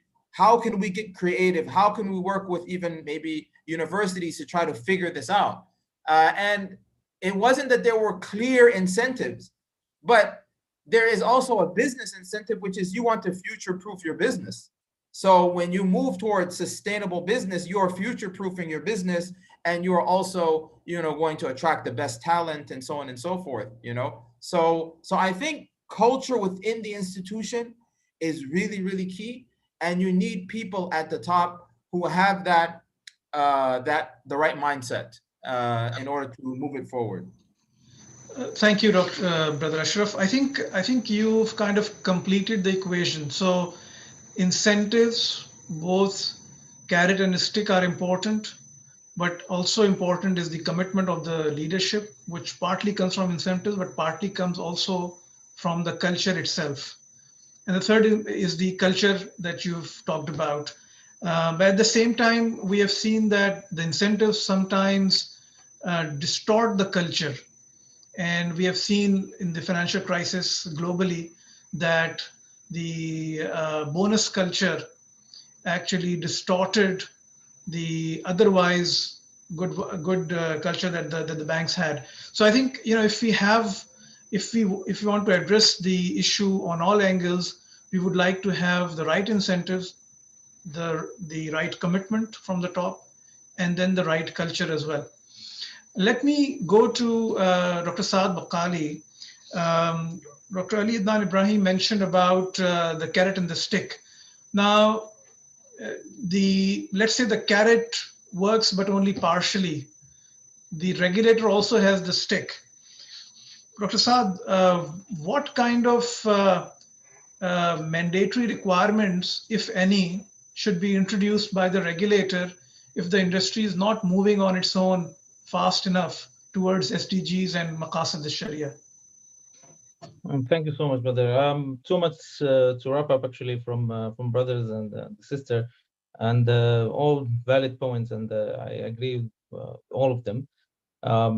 Back to your question is, I think first what we have to do, as Dr. Ali has mentioned earlier, we have to identify the issues in a given society, and we have to state their level of importance, priorities, and the regulator should intervene and play the roles in direction the client in the system, players in the system, to solve the identified issues.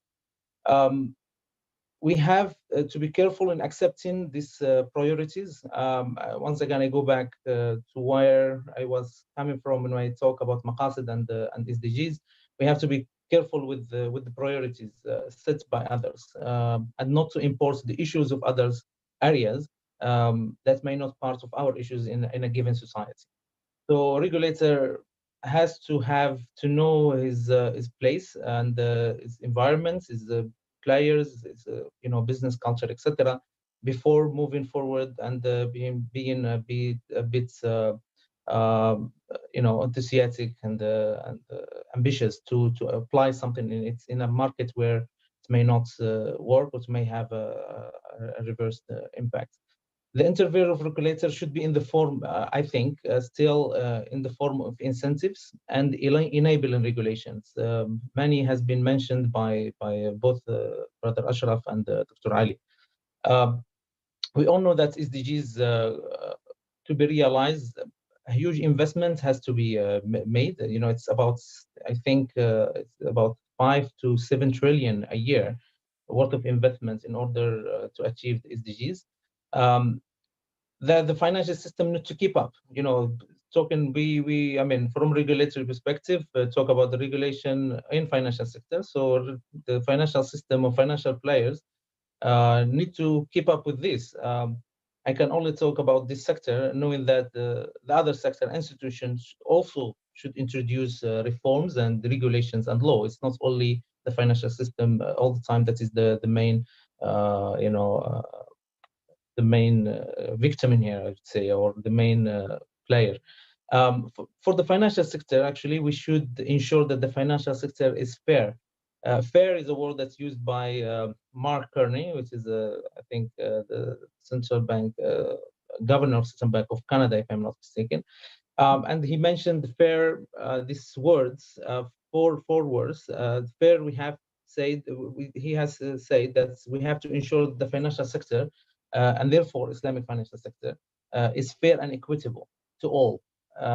We also have to, the second letter, align the financial sector toward SDGs, to make sure that they are actually financing what the society needs. So they are not there, accumulating wealth without doing the role in the real economy, and therefore what we think is a priority in our economy. And also we have to make sure that financial system is inclusive, and is a key. Inclusiveness is a key for a sustainable economy. And finally, resilience, where the prudential rules come into play. And so we should not also be overtaken with the idea of doing good and forget the robustness and the resilience of the financial sector. Finally, just in the lack of awareness in our regions especially, and the lack of a well-designed synergetic approach between SDGs and Maqasid Sharia, and due to the lack of standardization, we are yet to be able to go on the mandatory route. But we can introduce incentives and keep an eye on them to make sure that they lead to the right direction. Again, from my part, or from the sector from I came from, I still believe that we should just make sure that not to look at the externality, for example, Maqasid Sharia or something external. We just have to focus on the rules of the game itself. How do you carry your financial transactions, and make sure they are as per the Sharia, as what Sharia wants. And I think from there we will get the desired outcome without having to do the extra mile. Go to the extra mile. Thank you, Brother Saad. There is a comment about I suggest applying the AAOIFI Code of Ethics in letter and spirit in the fabric of the bank's culture and governance system. Actually, the recently issued AAOIFI Code of Ethics talks about the Adl and Ihsan equation, which takes the debate to a different level. And I would urge the participants, all the attendees, to kindly have a look at the Code of Ethics. It's a good piece of document. There is a question, I guess it is towards Dr. Ali Adnan Ibrahim. This is from the audience, is there any practice where regulators provide incentives such as capital treatment for financing SDG-related projects? So I guess the questioner is asking whether there are precedents from various other markets where lower risk weights have been allowed by the regulators for SDG-related projects. Yeah, it's a great question, and I have been looking for an example for that as well. And I've been told that there are some examples from Philippines, but I have not seen that. But with the discussion that I've had with some European regulators, what they have said that the first instance, they would want to go in the direction of making the undesirable more expensive before making the desirable cheaper. So I think that's where the market is likely to go in Europe, at least, that if they think green is more desirable, they need to make brown more expensive. So I think, again, as Dr. Saad mentioned, the countries, they need to look at what are the most critical needs, and that's where what are the tools that are needed. So tools are available, but how critical is the need, and how important is the incentive that is needed, or how important is the pressure that needs to be applied? And one more point that Dr. Saad mentioned about the internal structures of the organizations. Even if we have, and I think you and Mr. Ashraf also mentioned the Adl and Ihsan part. I think if the organization doesn't have, if the internal audit, which reports to the board, and if there is no policy of the board that requires the internal audit to look at the maqasid alignment, there is no way it can be enforced. So I think there are at the macro level, at the country level, and at the same time the organizational level, there needs to be tools. There are tools available, but they need to be put in place by the central bank, by the government, by the organizations. And I think it just depends on which country would do it first and which company would do it first. Just on the last point, we have a related question here that currently if I may comment on this, on Yes. what the regulators can do, I think, or what the regulators already did, I think in some European countries, the first step they took toward this is public disclosure. So they force financial institutions to disclose, for example, environmental related issues, to disclose how much they are contributing to the pollution, and then they quantify that, and they made that disclosure available to the market. So it's like shaming and naming, or here is my what I'm doing, and then let the public judge. But it goes back again to the awareness of the public, whether they are aware of this issue and they care about this issue or not. I think that's a great point. So if I may say, there could be three things to do. One is public disclosure, shaming and naming, starting with that, making the market aware. Second, make the undesirable more expensive. And third, make the desirable cheaper. So here you go. There is a good strategy. The question that was related to the last point that Dr. Ali was mentioning, the question says, currently the so-called green sukuk are issued, which at best are self-proclaimed green and sustainable. On the conventional side, there are bodies such as CBI UK who have developed green bond standards and a full certification and audit infrastructure. Do you think Islamic finance is in need of a similar mechanism whereby every green or social sukuk should be certified by a third party rather than self-declared? Anyone for this? Can I comment on that? Because yes. I think, alhamdulillah, we have issued a green, sustainable bond, and we've been involved in a lot of the CIMB has been involved in a lot of the green sukuk. So I think the standards are generic. I mean, the standards have been acknowledged as a best practice, and they are in line with Sharia. So I don't think there's any need for Islamic finance to create their own standard. I've worked personally with some of the third-party providers or second-party opinion providers, and they are very, very detailed in knowing the best practices in every aspect. And I think going back to that previous point about what regulators can do, this issue of mitigating harm is really, really important. And I think that even AAOIFI can really do well to relook at their CSR standard, because they make the environmental and social screening to be something only recommended but not mandatory.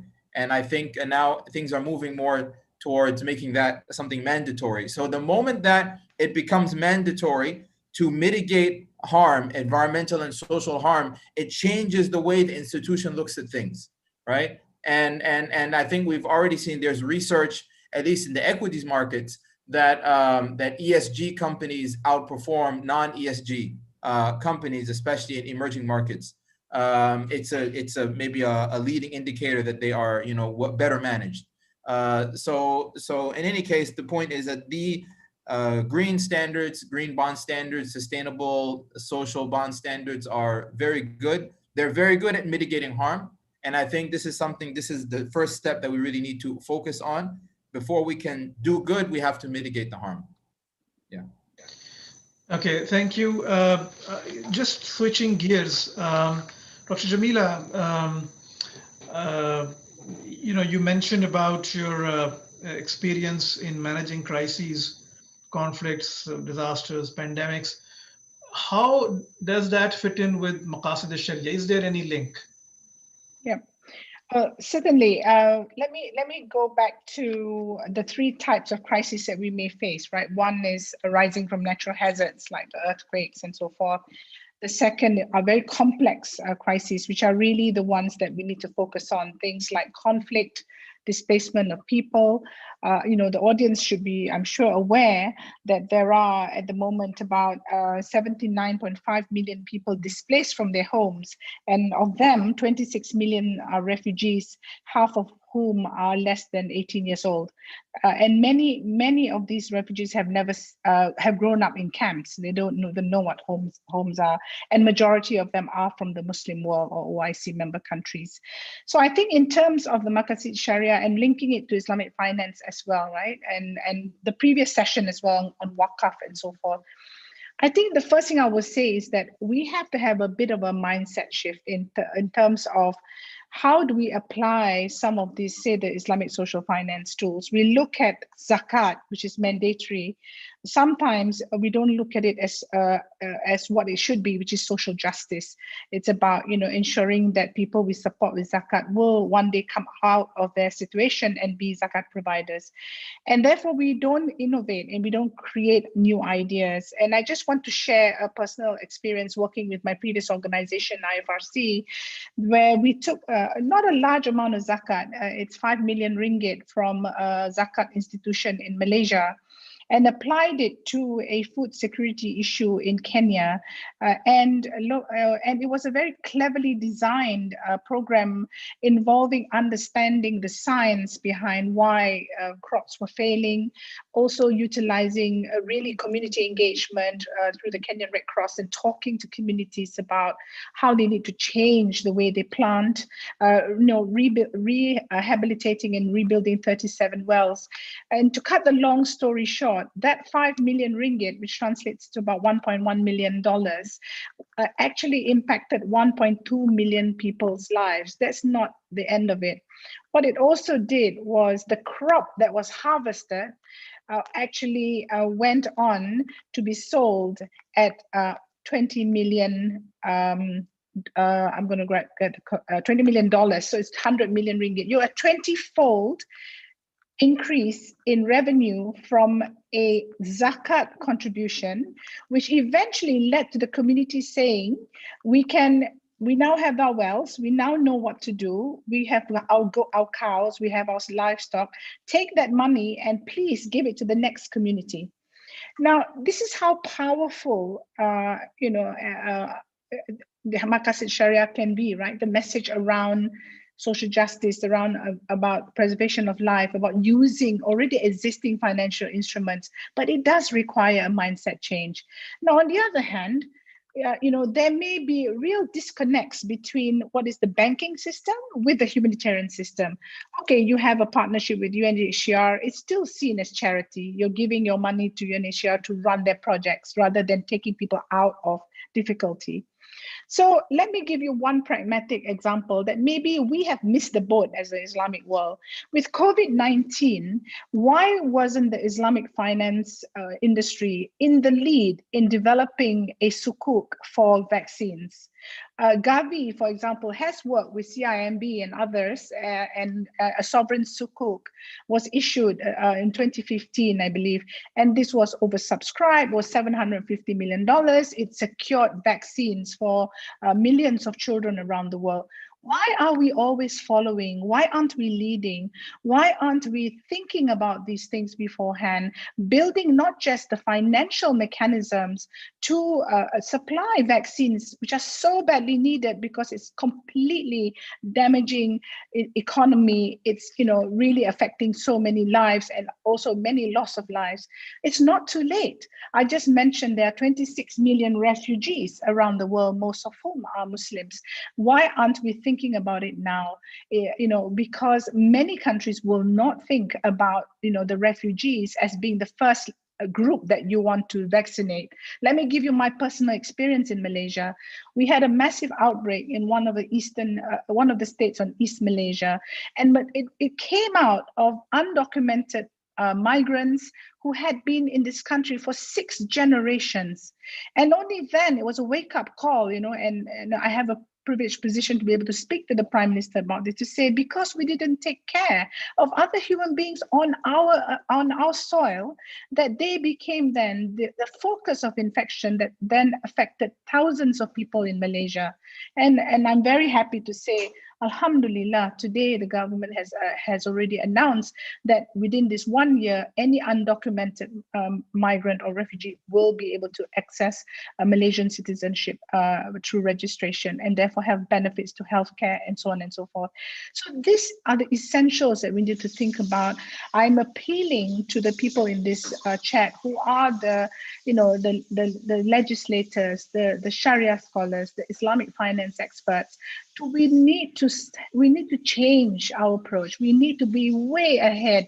We need to be using foresight. We need to be able to look at what the changes are going, how the changes around the world are going to impact us.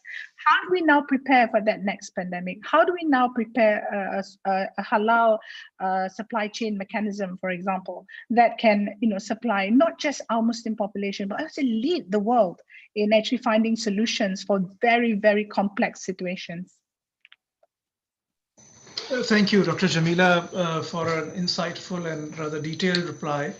I think it gives us some perspective of the other side of the picture, which we are not, as professionals in financial sector, are aware of or ever exposed to. So thank you for bringing that perspective. When you mentioned about leading rather than following, thought that came to mind. Islamic banking is about providing a commercial solution to a problem, a financing problem. How about providing a comprehensive non-commercial solution, whereby we have an institution which is providing not just zakat, but also based on waqf, based on interest-free loans, and based on sadaqah. So depending on the case, you could provide an interest-free loan, you could provide a grant in the form of a sadaqah, you could provide zakat, and that could actually solve a significant range of issues and problems from various segments of the society, rather than just one commercial solution, which is Islamic banking. Just some food for thought. If I may respond to that briefly, Brother Sohaib, it doesn't mean that it has to be a non-profit. I mean, Sukuk is not a non-profit. You can also, create outcome buying. You can have blended financial mechanisms. And I also want to say we've got to start opening up and influencing and partnering. I think that the OECD report on Islamic finance really calls for that, a genuine partnership to look at Islamic finance principles that can be incorporated into how we even deliver assistance. But it can be also profit oriented, because the Sukuk does have its returns. But we just need to be creative right now. I'm trying to say the real opportunity is here for us now. And I think we've got to bring we've got to bring different people into the discussion, right? Because right now, if you talk to the same group of people who are in Islamic finance or looking at Islamic Sharia, you don't get that field experience and the reality on the ground on what might returns be. So imagine if you can get a 20-fold increase in investment from helping people get out of food insecurity, that can be actually monetized. So I think that there are many ways we can do creative things together, but it does require that shift, right? I absolutely It's about agree the with you. mindset. Dr. If I just quickly come in on Dr. Jamila's point, one of the prime examples is social impact bond. Now, social impact bond is a very creative way of delivering the returns to the investors on something which is absolutely developmental. So for instance, ICRC, I think 2 years ago, they created this bond for the rehabilitation centers. And now, you would say ordinarily on a bond, how would you be able to make money out of the rehabilitation center? So there is a mechanism of outcome funders. So the countries who are really looking forward to supporting the rehabilitation centers, they actually started giving the returns or the agreed returns to the investors, but the investors provided the money. It's a wonderful example of a blended finance. It's a wonderful example of financial innovation. Why we can't do that? There is every reason we can do it. We should do it, because this is Maqasid financing. If there is a word for impact finance and blended finance, why can't we have Maqasid finance? We just need to sit down together and scribble some words, and it's already there. Everything is absolutely there. And I think, one more point to this is that, we are still assuming that maybe Maqasid financing or sustainable financing is we need the government or regulators to push. There is a huge business case for that. If we are continuing to ignore a huge population and they are not really getting the credit support, they are not really getting they're still staying in poverty, our portfolio is risky. And what we are looking at is a very short-term view of our economic growth, our financial growth, our corporate performance. So I think it is in our interest to not to allow this, because it's not sustainable. It's a long-term sustainability of the corporate, of the country, and the financial market is absolutely under threat if we do not go towards sustainable financing or Maqasid financing. Absolutely. And we have a comment here. Dr. Saad, you want to say something? Yeah, just a very short comment on this. And I thank Dr. Jamila for her passionate word and also for the comments from Dr. Ali. I think, yeah, I totally agree with this. I think we are lost in technicalities. We are lost in details, and we didn't go out from this, from this ball that we are in, and we are rolling and rolling, and we tend to forget about the outside world. I was just now thinking. I think we are already in a dangerous place, and we are already losing if we have to convince someone to do good. If we have to borrow, we have to bring evidence, maqasid, whatever, and for him to do good. A Muslim, there is a spiritual aspect of our religion. It's not only laws. We don't have law, but unfortunately, the Sharia requirements, turn from being inspiration to being a risk that you have to comply with and you have to avoid falling into it. So I totally agree. I think we have to have that shift in our mind, and we have to open mind and not to get lost in the technicalities of Sharia requirements or whatever else that we tend to do. Dr. Saad, you mentioned about technicalities. Let me quote to you what Ibn Qayyim said. Everything that lapses out from justice into injustice, and from mercy to its opposite, and from maslaha to mafsada, and from wisdom into frivolous, does not belong to Sharia, even if it is inducted into it by ta'wil or interpretation. So my question to you is, and you are the right person, sitting at the higher Sharia authority, if this is the case, why is it that not only the IFI's Sharia board members, but also the central Sharia board members have restricted themselves to a purely legalistic and technical interpretation of religion, ignoring the big picture, even in cases where they know that allowing a product is creating broader societal or economic issues, that they still allow it. For example, tabarruk comes to mind, or Islamic price draw schemes come to mind. So why is that the case? Thank you for the very difficult question. And yeah, I think it's not easy to answer that for so many reasons. It will be unfair also for Sharia scholars to put them at the peak of the responsibility scale, and tell them, yeah, you are the one who has to do this. Brother Ashraf has mentioned in his previous earlier intervention a very, very important matter for us to understand. Sharia works in a very methodological way. What we think is maslaha is good. It's our perspective of that's good or maslaha, but not necessarily to be Sharia. I was going to comment earlier on justice in your when you say why justice should not be part of Maqasid Sharia. Do you know that there is no definition or very clear definition on justice itself from Sharia perspective?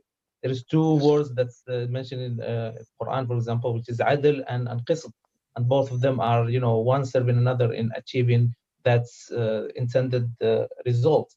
So if you ask me what is adl, I said the adl is what Allah subhanahu wa ta'ala stored the Sharia in. So whatever Allah subhanahu wa ta'ala command us to do is the adl itself. And what Allah subhanahu wa ta'ala disallowed us to do, it's adl itself. So why we are not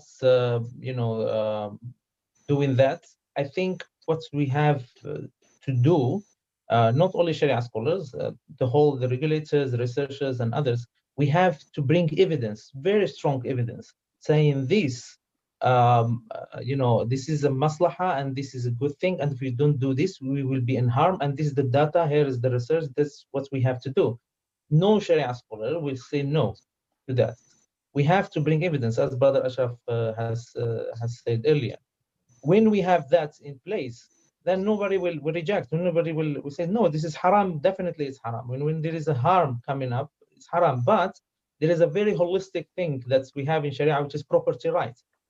No Sharia scholar, no one can limit the property rights of a person because of we call it a probable maslaha, probable good. So we have to be very sure. And when the regulators or the ulil amr, the governments say this is the way to go and this is why we have to do this, and they hear the harm and this is the absolute maslaha, I think we will all go with that, and we will not need evidence or we will not need a different methodology to convince anyone. Okay, so you want evidence, you want data to convince the Sharia scholars to take a position which otherwise they wouldn't. Brother Ashraf, would you like to comment? Alhamdulillah, I mean, let me just give a story that I experienced when one of the first things that I did when I joined my institution is because I was concerned about this concept of halal and tayyib and going to a higher level, and so we put forward the OIC resolution on the environment, and it's a very, very important resolution. And actually, to our surprise, it wasn't translated. So we translated it, and it was actually published by the Institute for Advanced Islamic Studies, headed by Prof. Kamali, who is one of our Sharia committee members. And we wanted the scholars to, and that resolution basically says that, anything that has the negative environmental impact that is clear and that is significant is not allowed. And it has a lot of details in it. But that resolution does not have teeth, right? It's not binding on anyone unless you take it upon yourself to make it binding. So we presented it to the scholars and asked, can we make this binding on our institution? And their concern was, do you have that anything that they're in general supportive, right? But they said, if we know that something clearly is harmful, of course, we're not going to allow it. And I think that was the general narrative throughout. We've had a number of conferences here in Malaysia on VBI, environmental, SDG, maqasid. And the consensus of the scholars was that if we see that there is a clear harm in something, generally it's not going to be allowed, or it's not going to be allowed. But the issue is, how do you bring the technology, how do you actually manage it on the ground? So one of our scholars said, in order to implement this, you need an entire sustainability department. We don't want to say this is mandatory and then you don't have the ability to do it. So alhamdulillah, we were able to get an entire sustainability department and then make it effectively mandatory. So that's been my personal experience. I know that in the Central Bank of Malaysia, before they allow a product, the higher Sharia authority here, they will also consider things related to maqasid. So for example, unsecured financing for maybe low income people, they will question why, is this something good? Why are you doing this? Why are you introducing this now? So on and so forth. So you do find those things, but there is this balance, as Dr. Saad rightly mentioned, of property rights and freedom of contract. And that's also very important because, you cannot, when you limit a person's ability to do business, you limit their ability to live, right? So there needs to be a proper balance between all of these factors. Allah knows best. Thank you, Brother Ashraf. I'll just read out a few interesting comments from what the audience has been sharing with us. We need to show that ESG and SDGs can be profitable. It is not just about saving the planet. There is huge opportunity here to do very good business for the benefit of all humanity. The Kitui project in Kenya is a great example. Then there is another comment about, I suggest that financial authorities, regulators, IOFI and IFSB should introduce some obligations related to the corporate social responsibility to be implemented in some governance ratios. Then there is another comment on, we should move from the strict no riba finance to the comprehensive Islamic finance.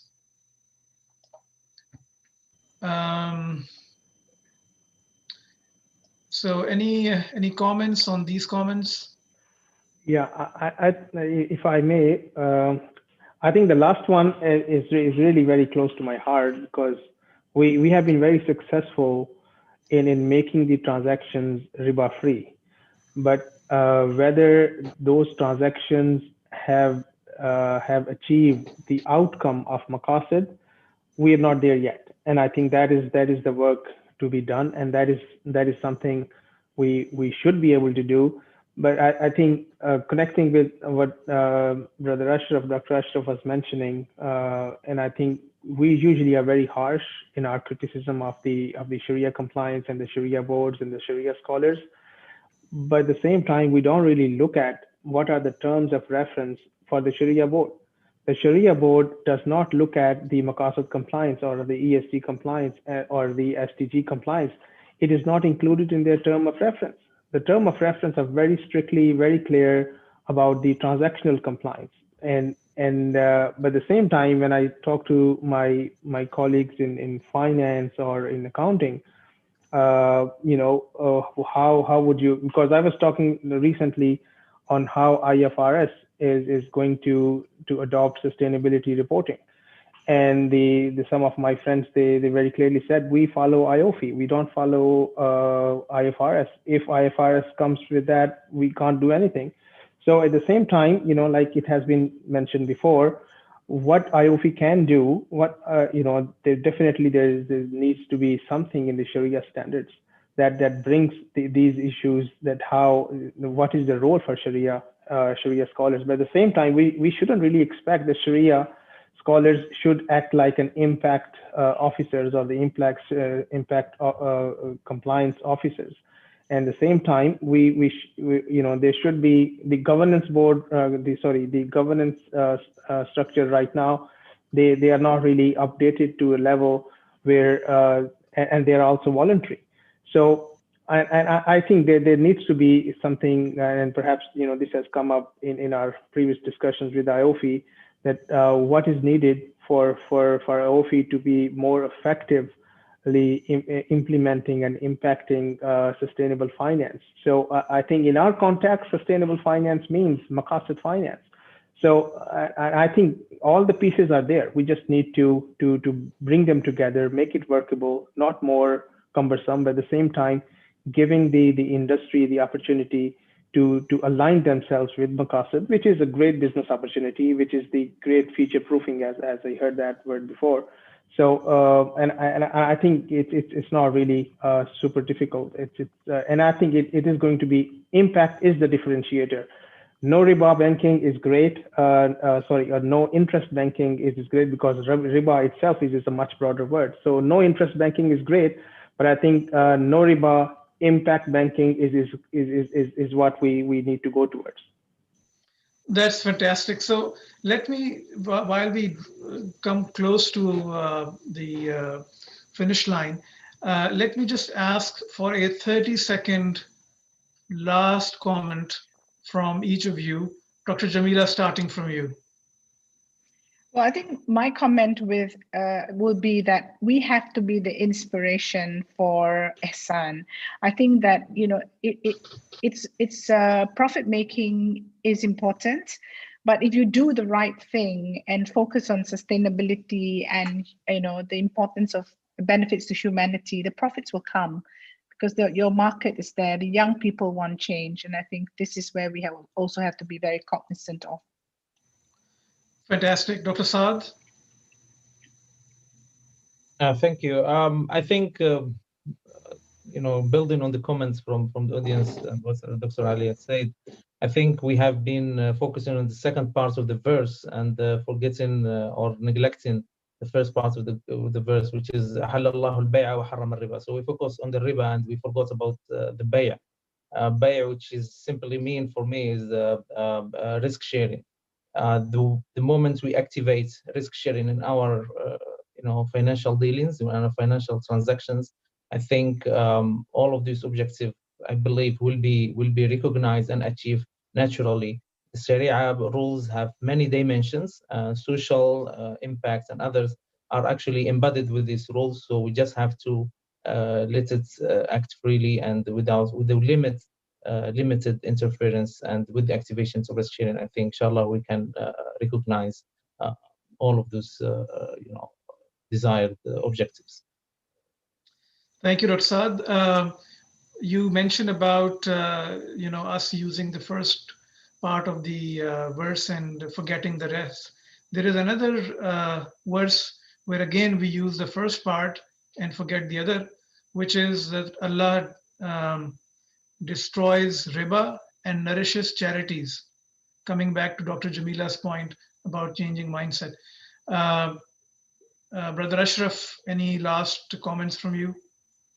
The last comment, there's an ayah in the Quran. It says, ثم أورثنا الكتاب الذين اصطفينا من عبادنا فمنهم ظالم لنفسه ومنهم مقتصد ومنهم سابق بالخيرات. That Allah gave the book to His chosen servants, and some of them oppress themselves, and some are in the middle. They just do what's enough, and some they strive to outstrip everyone else and go above and beyond. I think as far as Islamic banks, we have to. At the very minimum, we have to minimize harm. We have to do what's obligatory and minimize harm, and that will require environmental and social screening. But then we need to go above and beyond. And I think above and beyond, really, from the framework of Fard Kifaya, seek to fulfill our collective obligation. And because of the fact that we believe in Allah, and there should be a difference in the Islamic bank. Understanding the Islamic obligation to society should seek to fill the gap where they know no one else can fill it. So I hope that Islamic banks everywhere can be like that. And if they come with that mindset, there is no country that will not want an Islamic bank in its country. There's no country that will not support Islamic banking if they know that we have this mindset. We're coming to see where you need help and we're going to fill that gap. May Allah help us. This is brilliant. This is brilliant. And given that you and I frequently disagree on various issues such as tabarruq, I'm glad that you mentioned this point. It's brilliant. Dr. Ali, your comments? Yeah, so I don't think anything is left to be said. I think everything has been said so very well. Just a small thing, that Europe is in negative rates. Japan has been in negative rates for over 2 decades now, and I think most of the sophisticated markets are experiencing the central banks is in negative rates, which means the interest-free banking at a very high level at the macro level.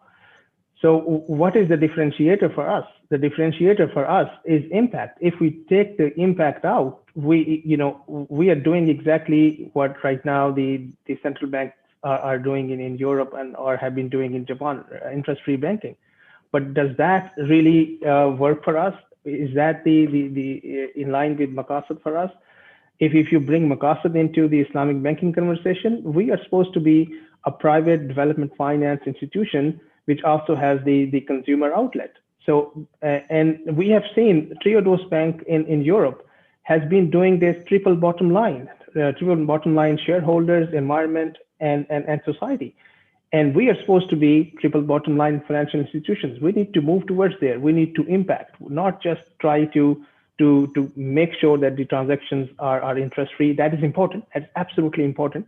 But that is one part, as Dr. Saad said. There are other parts as well to look at. Thank you so much. Thank you very much. Thank you, Dr. Jamila, Brother Ashraf, Dr. Saad, Brother Ali Adnan Ibrahim, for a wonderful session. I hope that the audience has benefited as much as I have. I wouldn't dare to summarize the discussion because there were so many good points, but I think the lasting comment by Brother Ashraf and the others have converged to this point as well, that we need to move out and expand ourselves from negative screening to positive screening.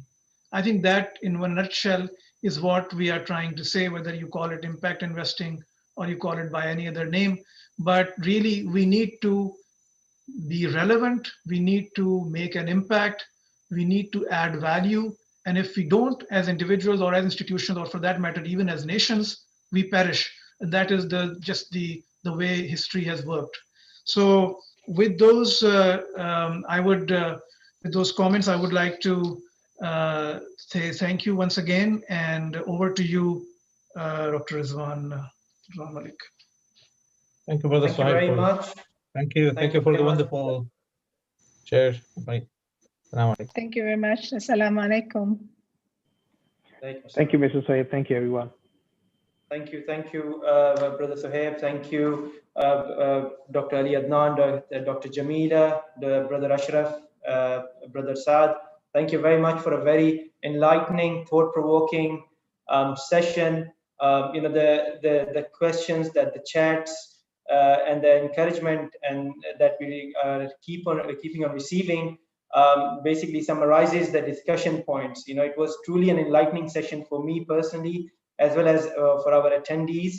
So I would like to, just like Brother Suhaib, I wouldn't like to dare to, kind of try to summarize the session, but I would like to just thank you all for really opening up, relating the Maqasid al-Sharia, a very important topic, with the SDGs, and how both of them needs to come together. As some of the panelists rightly mentioned, already Islamic finance has come far away from taking out people. The first step was removing riba or interest from the system itself, taking out people from the interest-based society. That maqasid is achieved now. It's time to move away from just being Sharia compliant to being moved to a tayyib stage. I think that's where the desirability is, and inshallah, with the collective effort of regulators, practitioners, academicians, and other stakeholders, we hope we can achieve those objectives that were discussed, and some of the pertinent points that are made by Dr. Jamila on the ground realities. I think these are very important and timely issues. Those needs to be addressed by various stakeholders. So I would like to thank you all for sparing the time and being with us. Jazakumullah khair. May Allah add barakah to your great work that you're doing as members of different societies and different organizations, in their own in your own capacities. So thank you very much for being with us. Excellencies, distinguished guests, this also brings us, people who are following Bahrain time zone closer to their lunchtime and Dhuhr prayers. And this also wraps us for AAOIFI and IDB. This wraps us this two-day virtual conference taking place on the theme of adaptability of Islamic finance post-COVID-19, navigating through unprecedented times. Alhamdulillah, we were glad to host 4 panel discussions on very important topics with industry leaders, policymakers, regulators, Sharia scholars, who all spared their time to be with us, to share their knowledge, expertise, and experience, which I'm sure the attendees of this conference benefited from. And inshallah, all of us have our it is our individual responsibility to play an active role to make sure these deliberations are taken to the next level and passed on to people who are relevant, who missed out to attend, it is our duty to take the steps which to ensure that some of the discussions are brought to reality in general, from an academic perspective as well as practical perspective. So I would like to thank, first of all, our co-organizer, Islamic Development Bank, for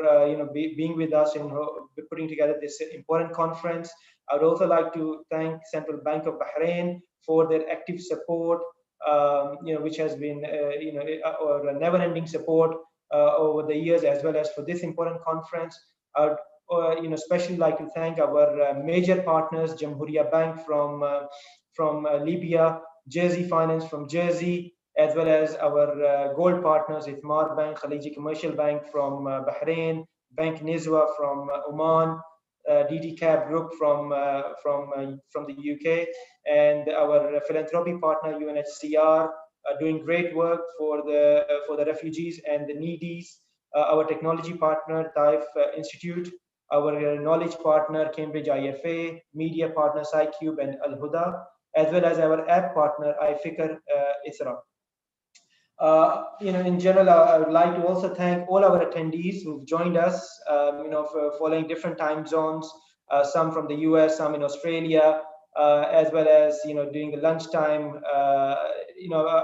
Really glad that you were able to join us. We had more than 2,300 people who registered for this conference, and alhamdulillah, over the 2 days, more than 1,800 people attended on Zoom, as well as on the YouTube and other social media channels. So we thank you so very much to be with us and provide the support. We hope you will be able to attend the future conferences as well and benefit the great work that AOFI and other infrastructure bodies with Islamic Development Bank and other players of the Islamic finance industry are doing in general. One important point that I missed out on the SDGs, AOFI is working on revising its social responsibility standard, and inshallah in due course that the active work will be initiated on this topic, which will put together Maqasid Sharia as well as the SDGs all together, coming up with a roadmap for the industry to follow. So let me also thank a lot of effort generally is put together in putting together a conference like this. So I would also like to thank the Secretariat at Islamic Development Bank, especially the Islamic Finance Department, under the leadership of Dr. Chetty, Dr. Jafar, Brother Abu Zair, Brother Yahya, and Brother Faik. A lot has been put together, as well as the great support was received from AOFI Secretariat in particular. So we would like all of you to pray for all these individuals who have put together, who have done a lot of work at the back end and helped us put together this successful conference, alhamdulillah. So Jazakumullah khair. With that, I would like to take your permission and hope inshallah you will be able to join us in the future conferences, future events. Inshallah, the presentation, we will prepare a detailed report on this conference. Inshallah, it will be made available on the AOFI website, as well as the attendance certificates will be also emailed to you. If you do not receive them, please do send us an email at pr@aofi.com to ensure that you receive the attendance certificates. So with that, I so thank you very much, everyone, all the stakeholders who are with us at the course of 2 days. I'd also like to thank AOFI's management, the Secretary General and the Chairman, as well as His Excellency, the President of Islamic Development Bank, and His Excellency, the Governor of Central Bank of Bahrain, for their kind support in helping us put together this conference. So with that, thank you very much. I wish you to stay safe wherever you are. We're going through unprecedented times, but inshallah this too shall pass. And inshallah we hope to see you around again at the future AOFI events and conferences and other engagements that AOFI does. So assalamu alaikum wa rahmatullahi wa barakatuh.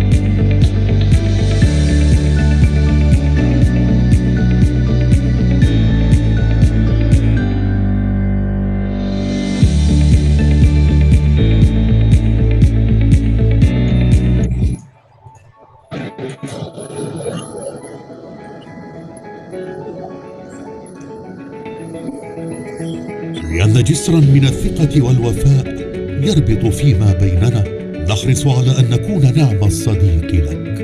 لأن أحلامك تهمنا، نسير معك على درب النجاح. لأن الصديق يدعم ويساند صديقه، نقف إلى جانبك دائما. لأنك اخترت طريق التميز، حرصنا على أن نصمم لك مزايا تستحقها. لأنك تواكب مستجدات العصر، نوفر لك أحدث الخدمات في الجبال الشامخة والسهول الساحرة والشواطئ الذهبية. مهما تعددت ظروفك، نمد لك يد العون أينما كنت. مصرف الجمهورية، المصرف الصديق.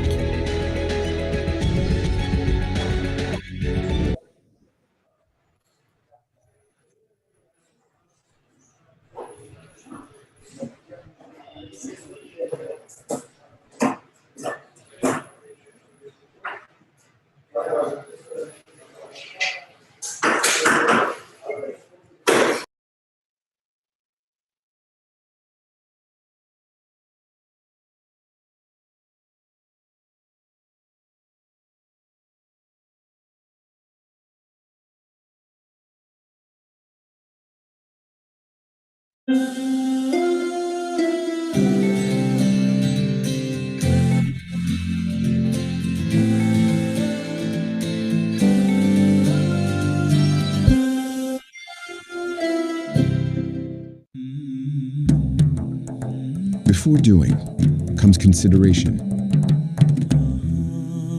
A sure path towards a lasting prosperity. Life can be lived more confidently when intentions and values align. We're bringing back the values of openness, clarity, and ethical conduct so that you can be at peace with the choices you make. We have looked at every link in the chain, from the way your money is handled to how services are offered.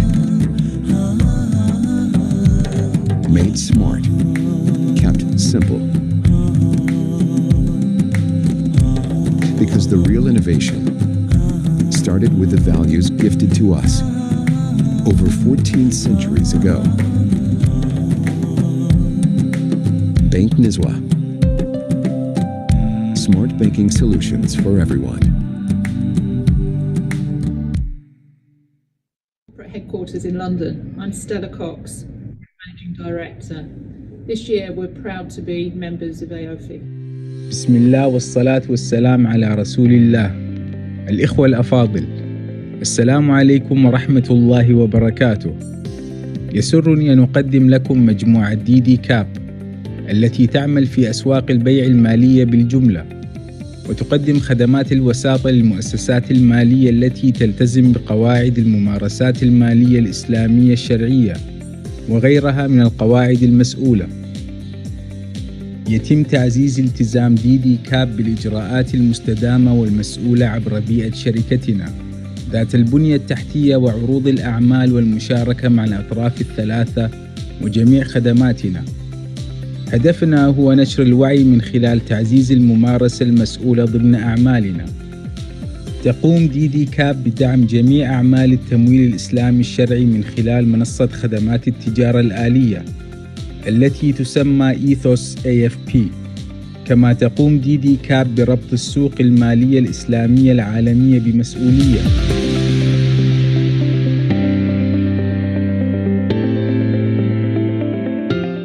في النصف الأول من هذا العام ساعدت الأموال الواردة لصندوق الزكاة اللاجئين في دعم أكثر من 1,800,000 من المستفيدين.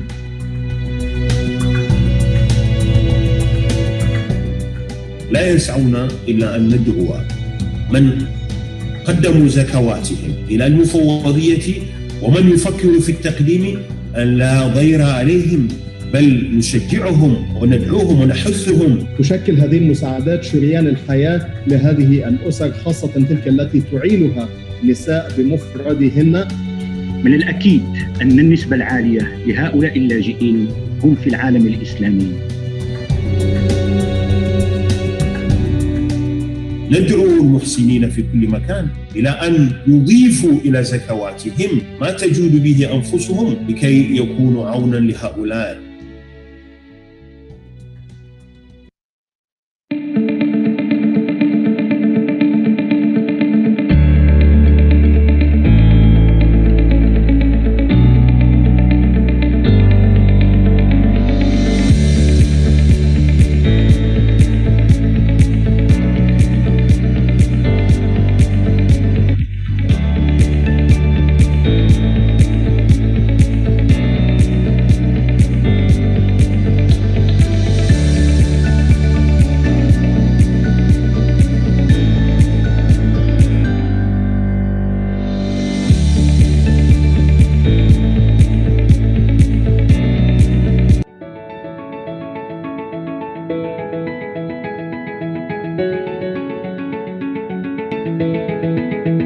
لأن جسرا من الثقة والوفاء يربط فيما بيننا، نحرص على أن نكون نعم الصديق لك. لأن أحلامك تهمنا، نسير معك على درب النجاح. لأن الصديق يدعم ويساند صديقه، نقف إلى جانبك دائما. لأنك اخترت طريق التميز، حرصنا على أن نصمم لك مزايا تستحقها. لأنك تواكب مستجدات العصر، نوفر لك أحدث الخدمات. في الجبال الشامخة والسهول الساحرة والشواطئ الذهبية، مهما تعددت ظروفك نمد لك يد العون أينما كنت. مصرف الجمهورية، المصرف الصديق.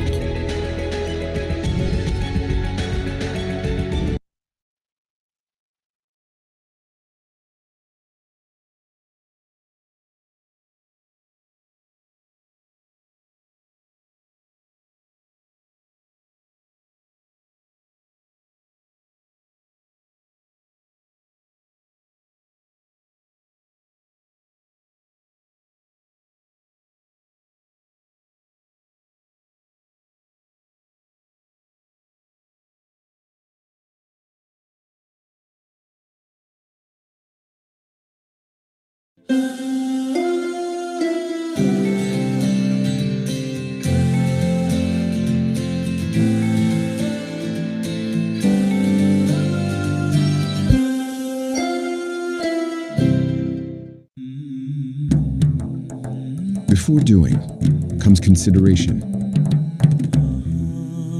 A sure path towards a lasting prosperity. Life can be lived more confidently when intentions and values align. We're bringing back the values of openness, clarity, and ethical conduct so that you can be at peace with the choices you make.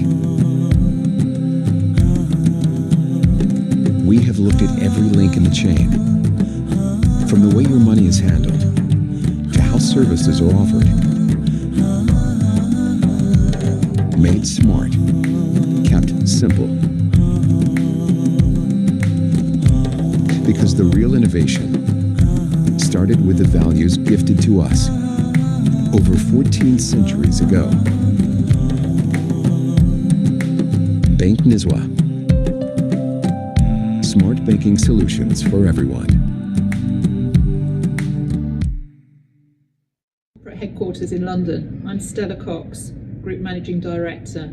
This year we're proud to be members of AAOIFI. بسم الله والصلاة والسلام على رسول الله. الإخوة الأفاضل، السلام عليكم ورحمة الله وبركاته.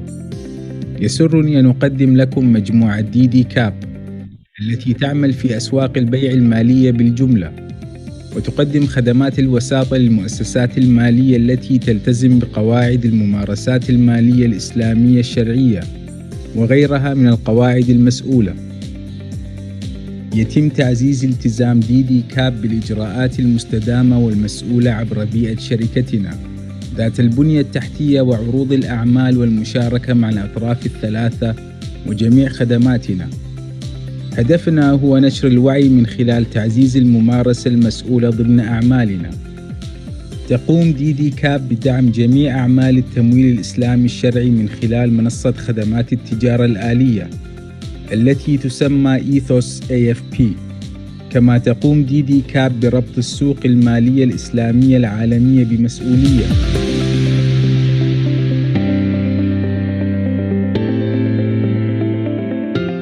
في النصف الأول من هذا العام ساعدت الأموال الواردة لصندوق الزكاة اللاجئين في دعم أكثر من 1,800,000 من المستفيدين.